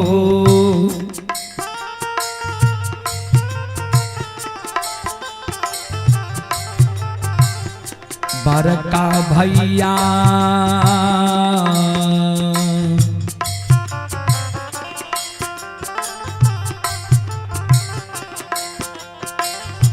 नहीं छोड़ब कारू भैया के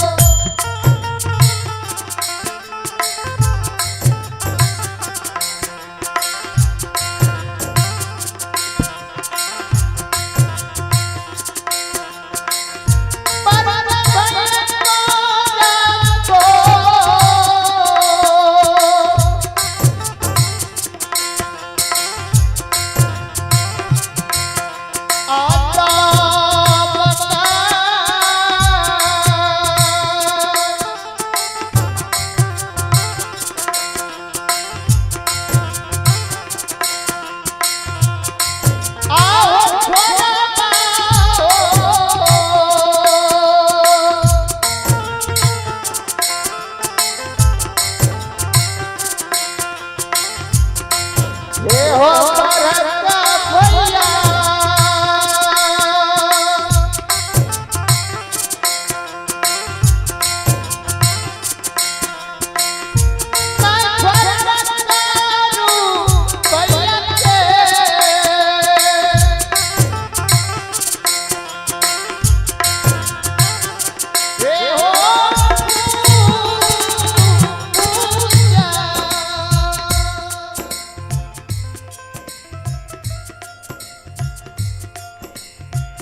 मरतो दम वो सहोदर भाई कारू के ने हम पूजा करने छोड़बा ने नाम लेने बोलबा इतने को बात ते लक्षण बोले महीनाथ बाबा के क्रोध की सीमा नहीं रह महीनाथ बाबा लपेट के लक्षण के कालर के पकड़ लेलके ऊपर ले जाए छे धरती पर छोड़ दे छे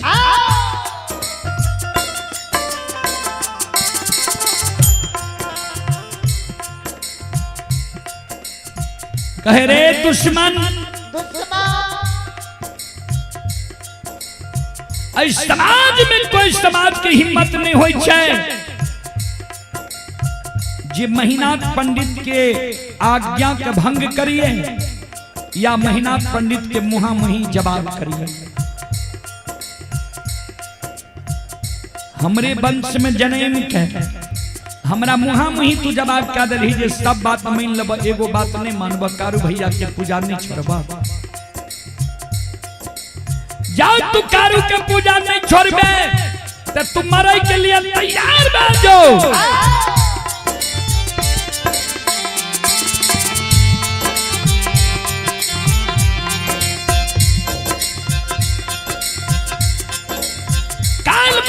दिन में तुरंत सरहा घाट पर 7 गाछ चंदन के चेला में आग में जला के मार दबो जे कारू या जे सहयोगी के तोरा पुकार करने हो बोले नहीं हो बोले आली है देखबो तोरा के काल 12 बजे दिन में 7 गाछ चंदन के चेला से बचावे लावे छो।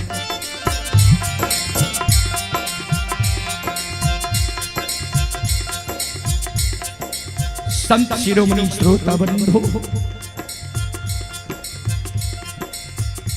भाई सन ही तन दुनिया में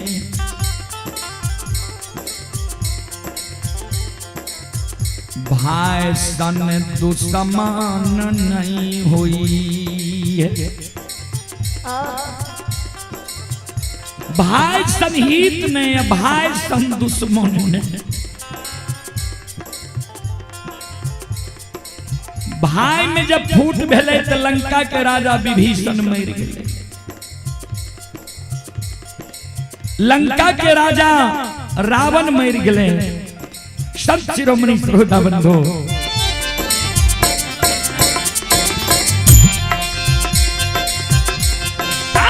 ये भैया के दो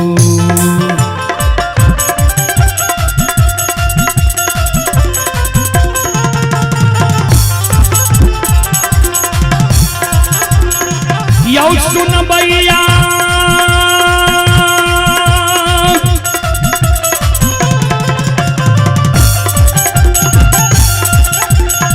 ये भैया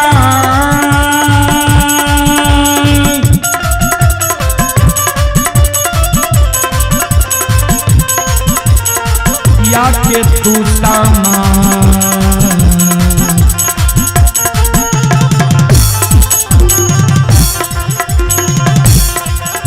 ये यो भैया बनल समाज बाबा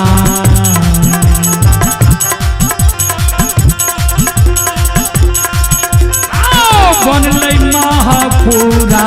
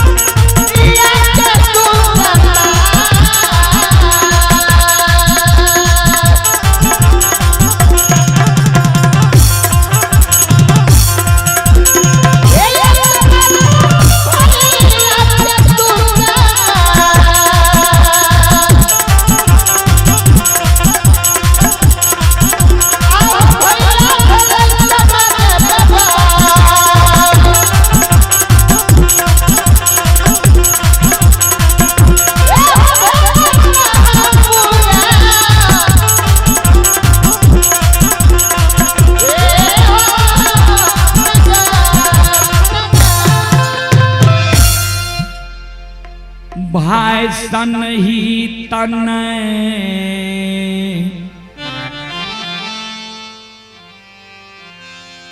भाई सन दुश्मन।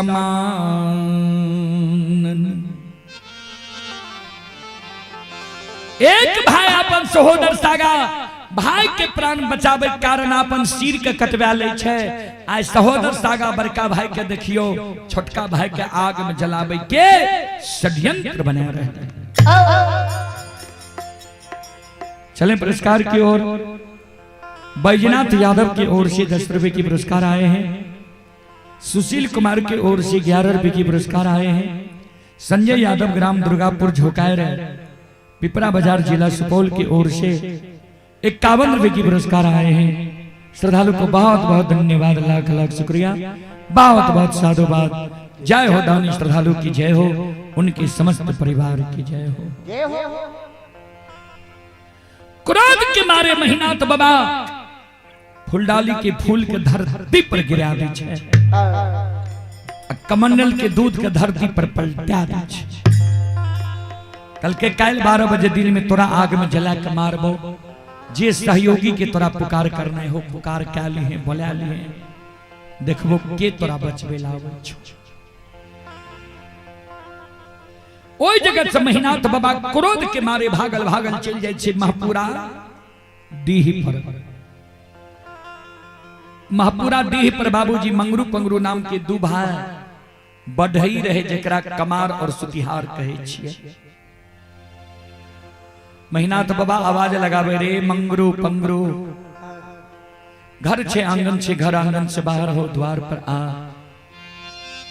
दोनों भाई दौड़ल दौड़ल आंगन से द्वार पर आवे छे। महीनाथ बाबा के देख के महीनाथ बाबा के चरण में प्रणाम करे छे, कर जोड़ के खड़ा भे जाय छे।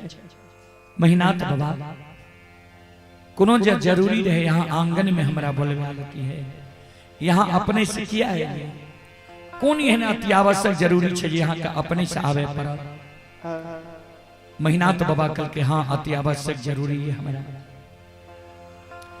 7 गो गाछ चंदन जे पोखर के महार पर छे,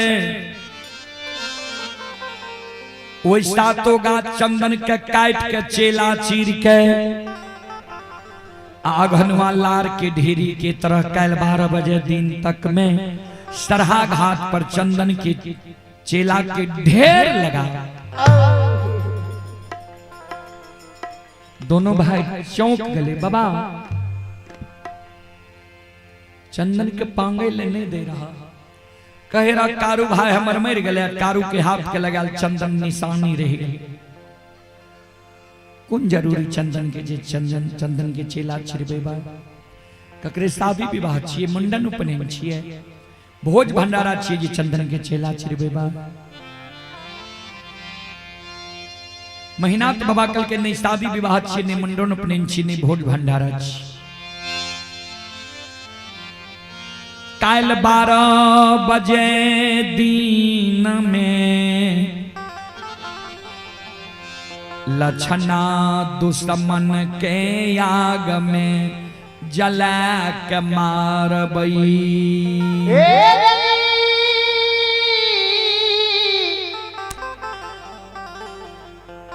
मंगरू पंगरू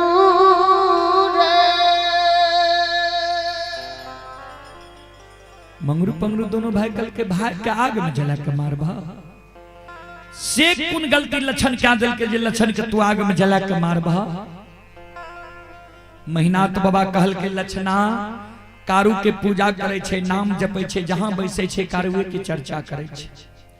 कहलिए कारू के पूजा छोड़ दे, नाम लेना भूल जो। हमरा मुहा मुही आए कह दिल के सब बात मान लेबे, एगो बात नहीं मानबा, कारू के पूजा नहीं छोड़ब। जब दुश्मन कारू के पूजा छोड़बे नहीं करते थे, दुनिया में जिंदा रह के की करते। वो दुश्मन ले 7 गाछ चंदन के चेला के ढेर लगा, कल 12 बजे दिन में आग में जला के मार। ध्यान दो, मंगरू रहे बोर, पंगरू रहे छोट। छोटका भाई कहे बड़का भाई का भैया हो, राजा हो या रंग अमीर हो या गरीब, मानव के उचित बात मुहा मुही कह दे के चाहिए कि नहीं। बड़का भाई कल के छोटका भाई के मानव के प्रत्येक श्वास से उचित बात बोले के चाहिए, लेकिन बोले के साहस होए के चाहिए। छोटका भाई कल के आए मेहनाथ बाबा को उचित बात कह देवे, अच्छा लगे या बुरा। पंगरू कल के मेहनाथ बाबा का बाबा एगो बात कही, मेहनाथ बाबा कल के बोलने कल के सुना, आए भाई गलती कैल तब भाई के तू आग में जला के मारे ले तैयार छो किया। लक्षण तोहर बात नहीं मानलक, तोरा आज्ञा के भंग क्या दिलक, तोरा मुहा मुही जवाब क्या दिलक। ठीक छे भाई के आग में जला के मार दबह, लेकिन विचार करो तो बाबा, जय बेटा के तू जान से जन्म दिल हो, वही बेटा के तू पालन पोषण क्या के जवान करबह, पढ़ा लिखा के विद्वान बनीबह। जवान मोनमती में जब तू अपना जान के जन्मल बेटा के कोनो आदेश देबह, तोहर जान के जन्मल बेटा जे तोरा आदेश के नहीं माना, तोहर पढ़ा लिखल बेटा जे तोरा मुहा मुही जवाब क्या दो, तोहर पालल पोसल बेटा जे तोरा आज्ञा के भंग क्या दो, तो बेटा का बाबा तू आग में जला के मार सके छो।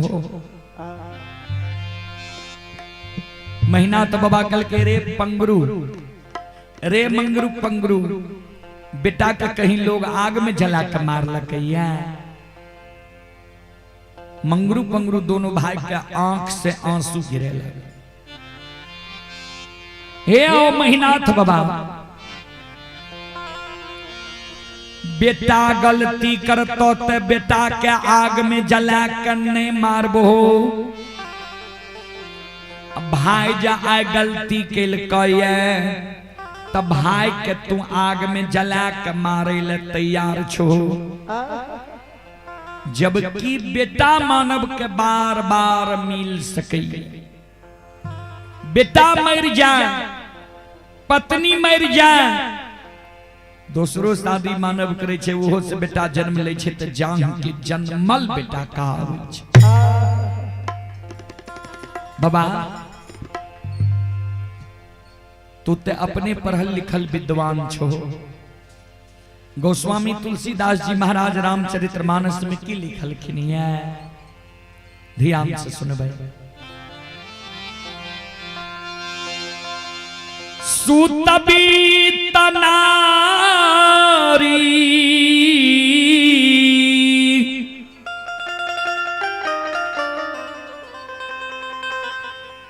भवन परिवारा,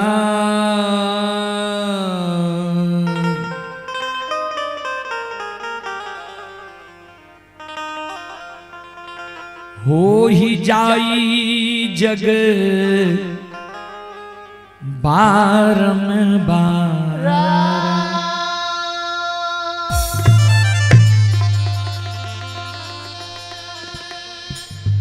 सूत बीत नारी भवन परिवारा, हो ही जाई जग बारंबार। सूत माने पुत्र होय छे, बीत माने धन होय छे, नारी माने पत्नी होय छे। ये सब चीज मानव के संसार में दोबारा मिल सके। फिर लिखलखिन ये गोस्वामी तुलसीदास जी महाराज रामचरितमानस लंका कांड में,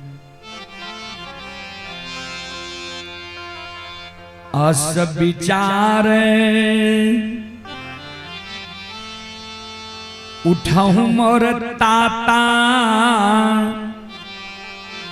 अमिली है नो जग में सहोदर भरा।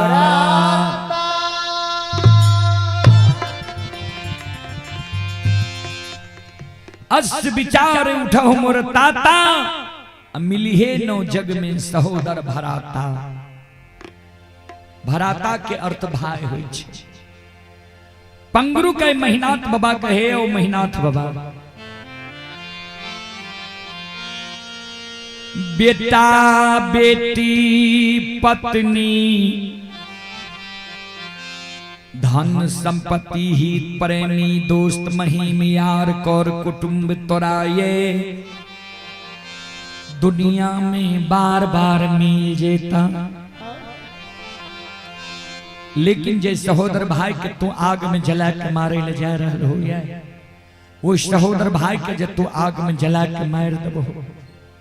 हे हो महिनाथ बाबा ताए के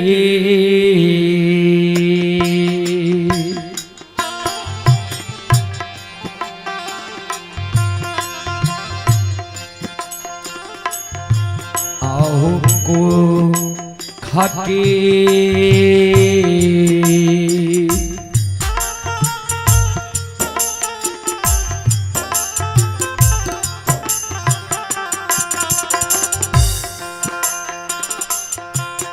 आहो जनमल सहोदरा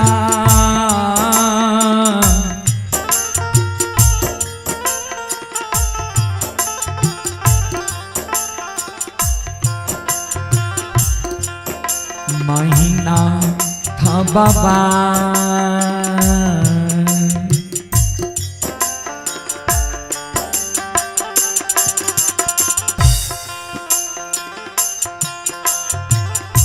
नहीं मिलता दूनी या हो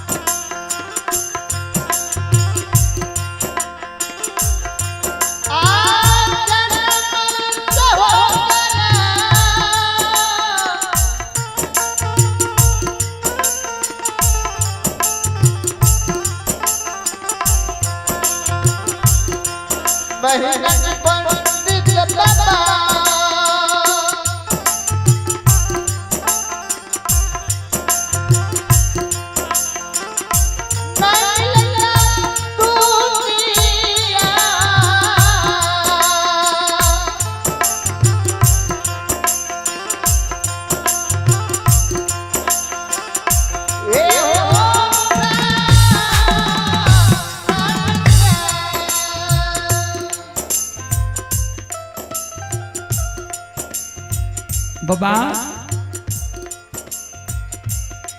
बेटा बेटी पत्नी धन संपत्ति हित प्रेमी दोस्त महिम यार कौर कुटुंब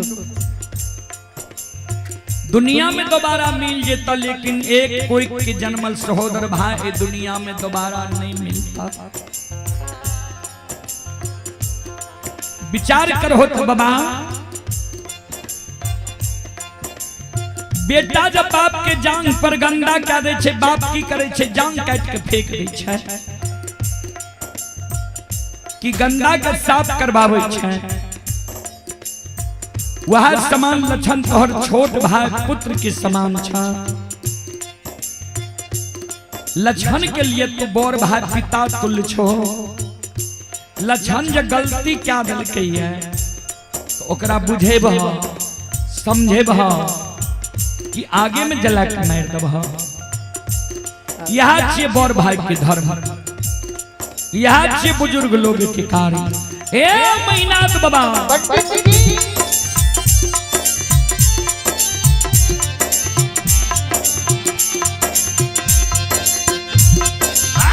ये लक्षण क्या नैया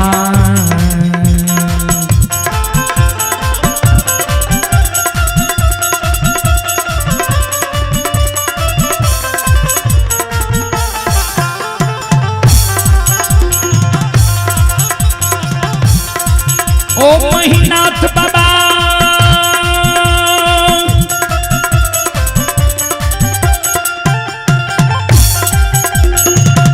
आओ लक्षण के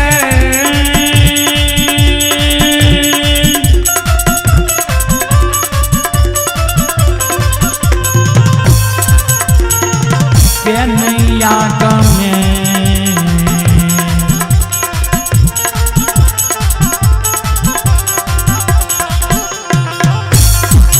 ये हो चलिए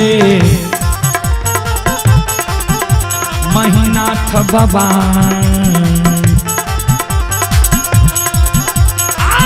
छिया सहोदरा हो।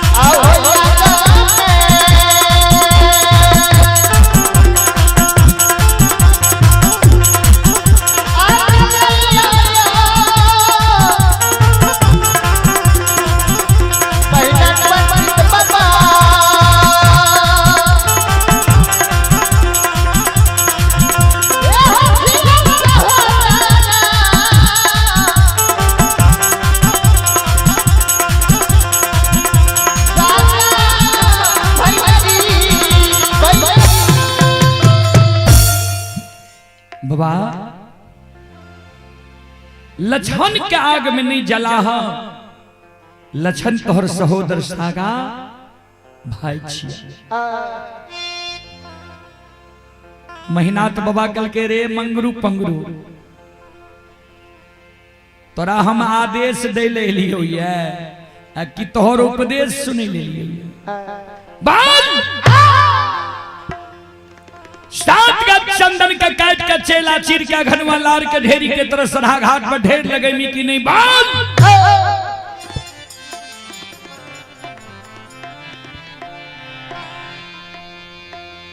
मंगरू पंगरू दोनों भाई कर जोड़ ले के बाबा अपने की जमीन में बसल छे, अपने के अदब शासन में हम जरूर रह, लेकिन हमर जे धर्म रहे यहाँ का कह दिल। बात मानो या नहीं मानो भाई तो यहीं के छिया। मंगरू पंगरू दोनों भाई रुखान बसोला आरी कुल्हार इलाका पोखर के महार पर पहुंच गए। सात गज चंदन के काट के चेला चीर के घनवा लार के ढेरी के तरह सरहा घाट पर ढेर लगा रहे। कभी लिखल खिनिए बाबूजी बुरे दिन जब आते हैं, तीन चीज भयो भिन्न, खाना बानी बैस की विधाता लियो। मानव के जब बुरा समय आवे वाला रहे छे ने, तीन गो चीज भगवान पहले छीन ले छे।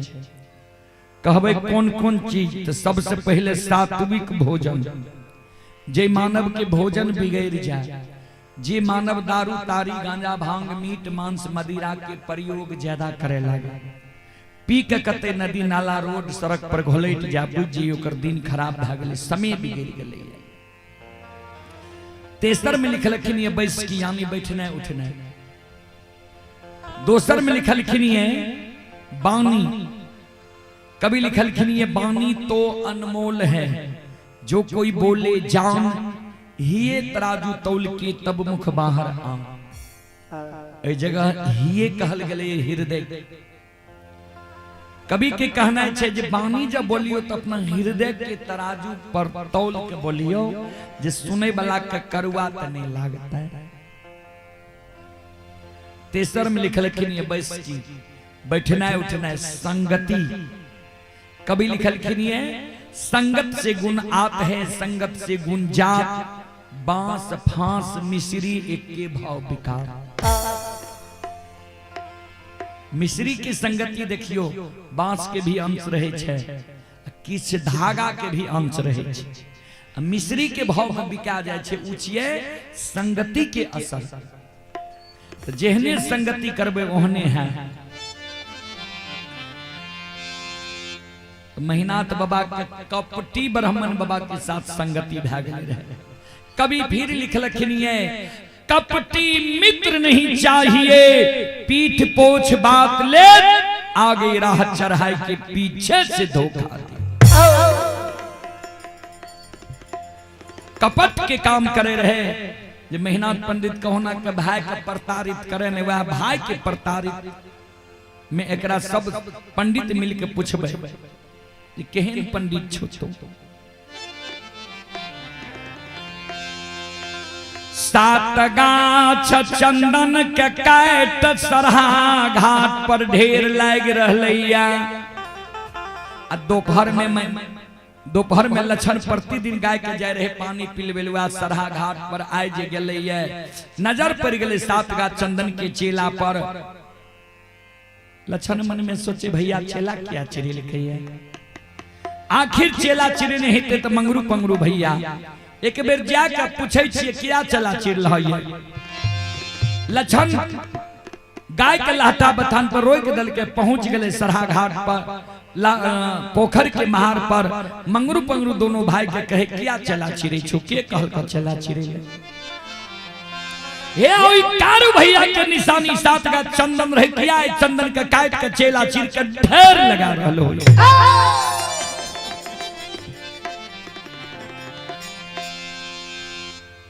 मंगरू पंगरू दोनों भाई लक्षण के बगल में बैसा लेके समझावे, सुन जहाँ और सूर्य भगवान उगे छे ने, वहाँ और मानव प्रणाम करे छे। कारू मर गेले, तोहर मालिक भै गेलो आब महिनाथ पंडित। जे कहे छो क्या न मान ले छी। लक्षण कल के भैया माने वाला बात कहते तब न मानबे, जे बात हम नहीं मानबे से बात बड़का भैया हमरा कही। मंगरू पंगरू दोनों भाई लक्षण के गोद में बैसा के, लक्षण के सूरत निहर निहर कान है। जे मोहनी मूर्तिया सामली सूरतिया वाला छोटका भाई के कल बड़का निर्दयी भाई आग में जला के मार देते। दोनों भाई काने काइन काइन के लक्षण के कहे, लक्षण सुन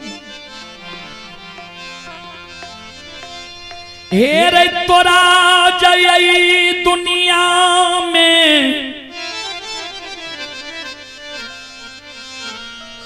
जिंदा रहना छौ, यही महपुरा नगरी के धन संपत्ति के लोभ के त्याग के महपुरा नगरी से जान बचा के भाग जाओ।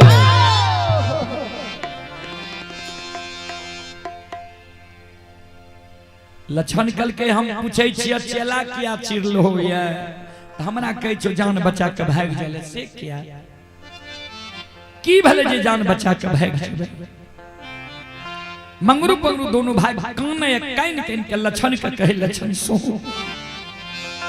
से लक्षण हेरे तोरे रे भाई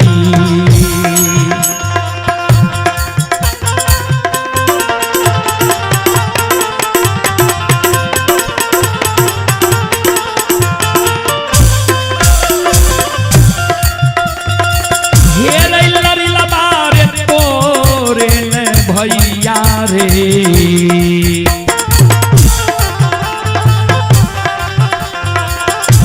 ये रे चेला चिरे लको लक्षण बबुआ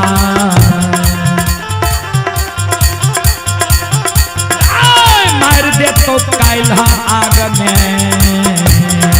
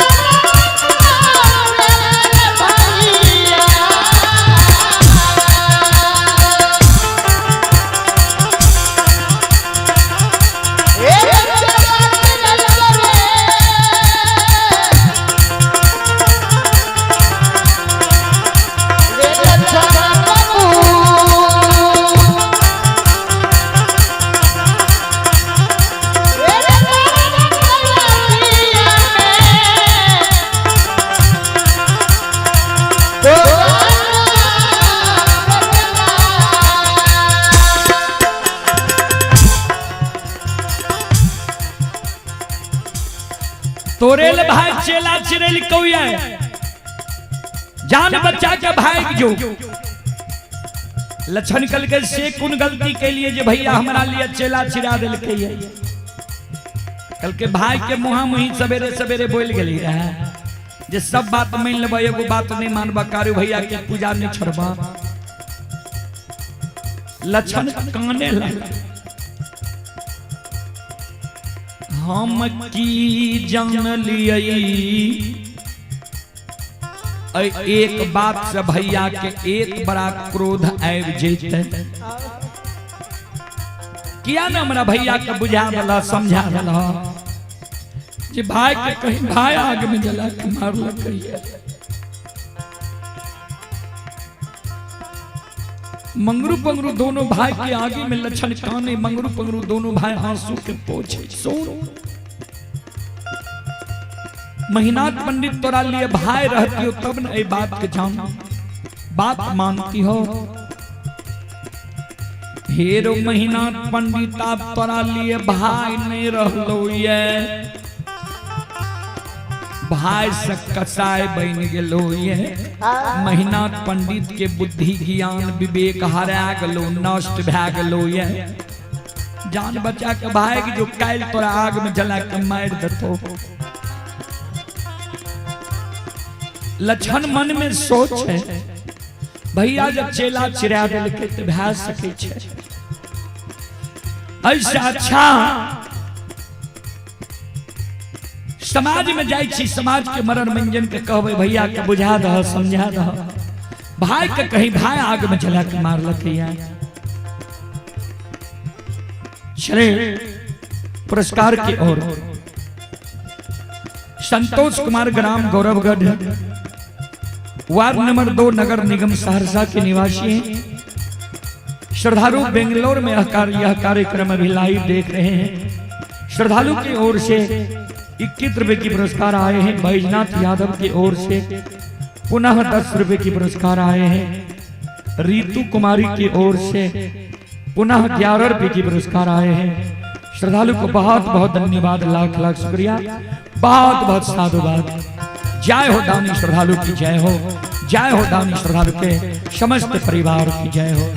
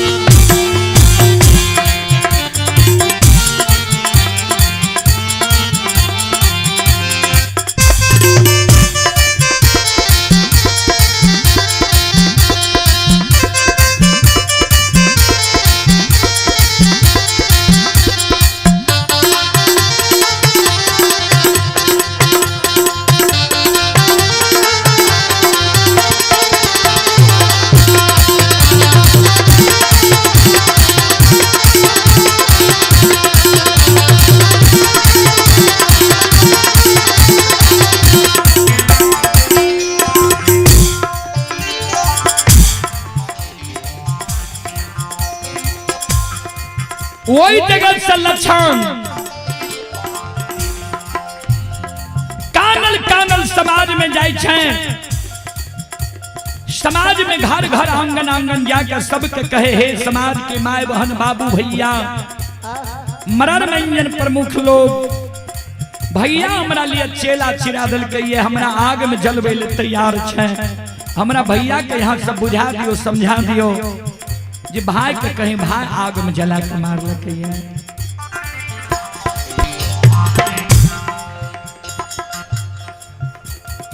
श्रोता बंदो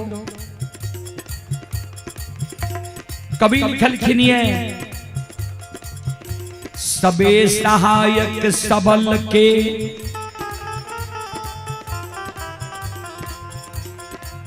निबल सहाय न कोई, पवन जगावत आग को दीप ही देते बुझाए।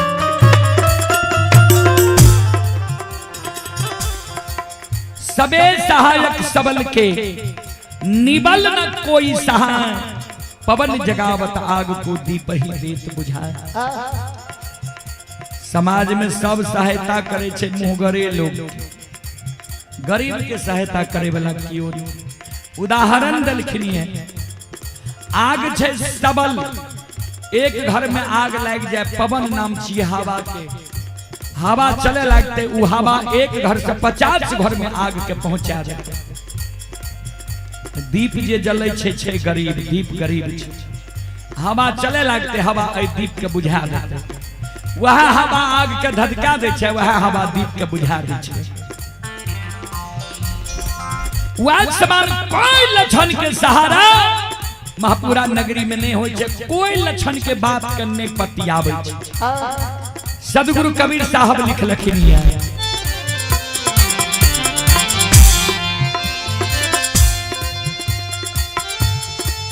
कबीरा बात गरीब की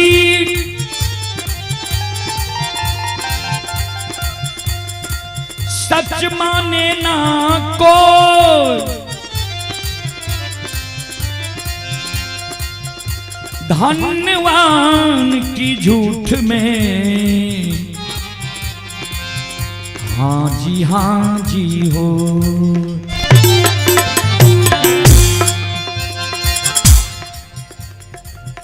कबीरा बात गरीब की सच माने ना कोई, धनवान की झूठ में हाँ जी हो।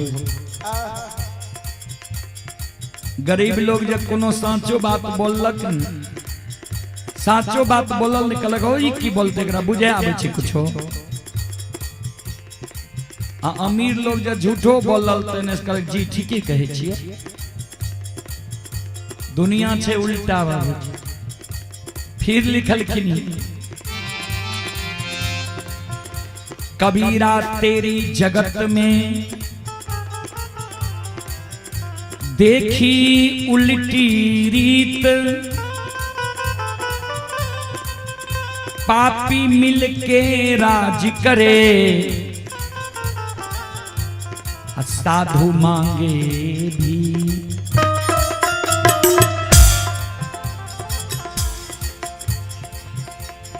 देखे छी कुर्सी के कारण कतेक उठा पटक भै रहल, जते क्रिमिनल रहे सब कुर्सी पर बैठ गए, इंसान के भगा देलकै। सज्जन वृंद वाज समान महापुरा नगरी में कोई लक्षण के बात नहीं पतियावे छे। आओ ये कोई नहीं सहारा,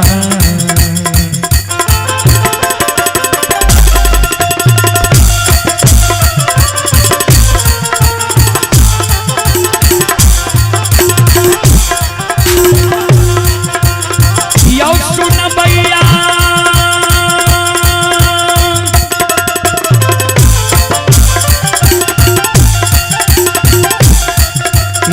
मैया बहिन सब कोई नहीं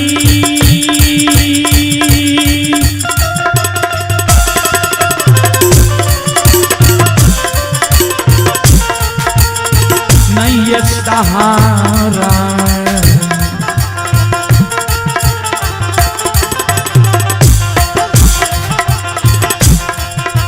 लक्षण के होय छै समाज बाबा यो नहीं होय छै महापुरा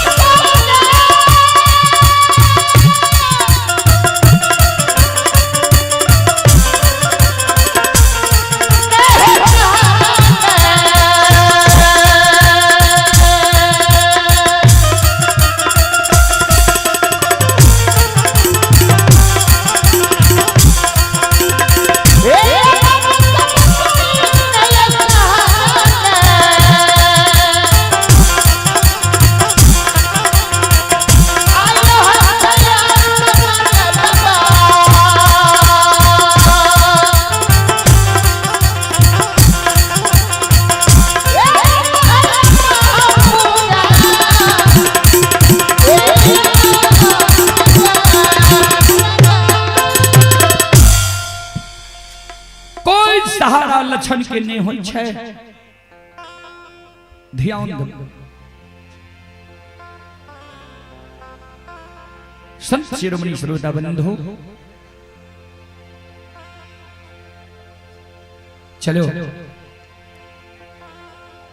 सज्जन वृंद हम आग्रह करबे कि कल ये रामदेव मुलगेन बाबू अगर अपने आवाज सुनै छियै यज्ञ स्थल पर आवे के प्रयास करियो श्री रामदेव मुलगेन बाबू अगर अपने आवाज सुन रहल छियै आवे के प्रयास करियो सज्जन वृंद कोई जल लक्षण के सहारा नहीं बनले लक्षण अंत में निर्णय ललके आप भैया के मुंह पर जब कोई बोले ले तैयार नहीं छे आप कैल आग में जला के मेरी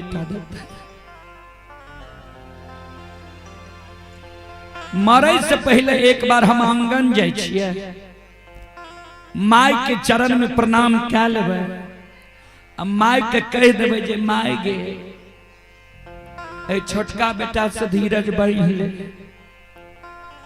काली छोटका बेटा दुनिया से विदा है तो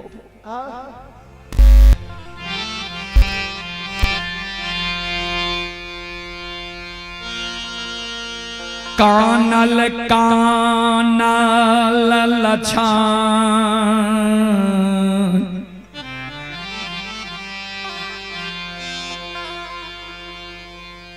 आंगन में लग जाय छै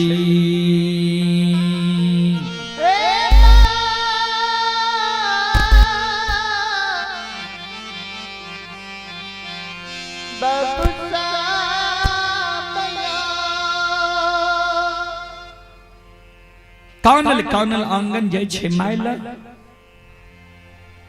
माँ मायामती आंगन में ध्यान देवे माँ मायामती आंगन में खड़ी रहे जहिना लक्षण के नजर माय पर पड़ले लक्षण हाथ उठा के खाने लगले माय के भर पांच के चरण के पकड़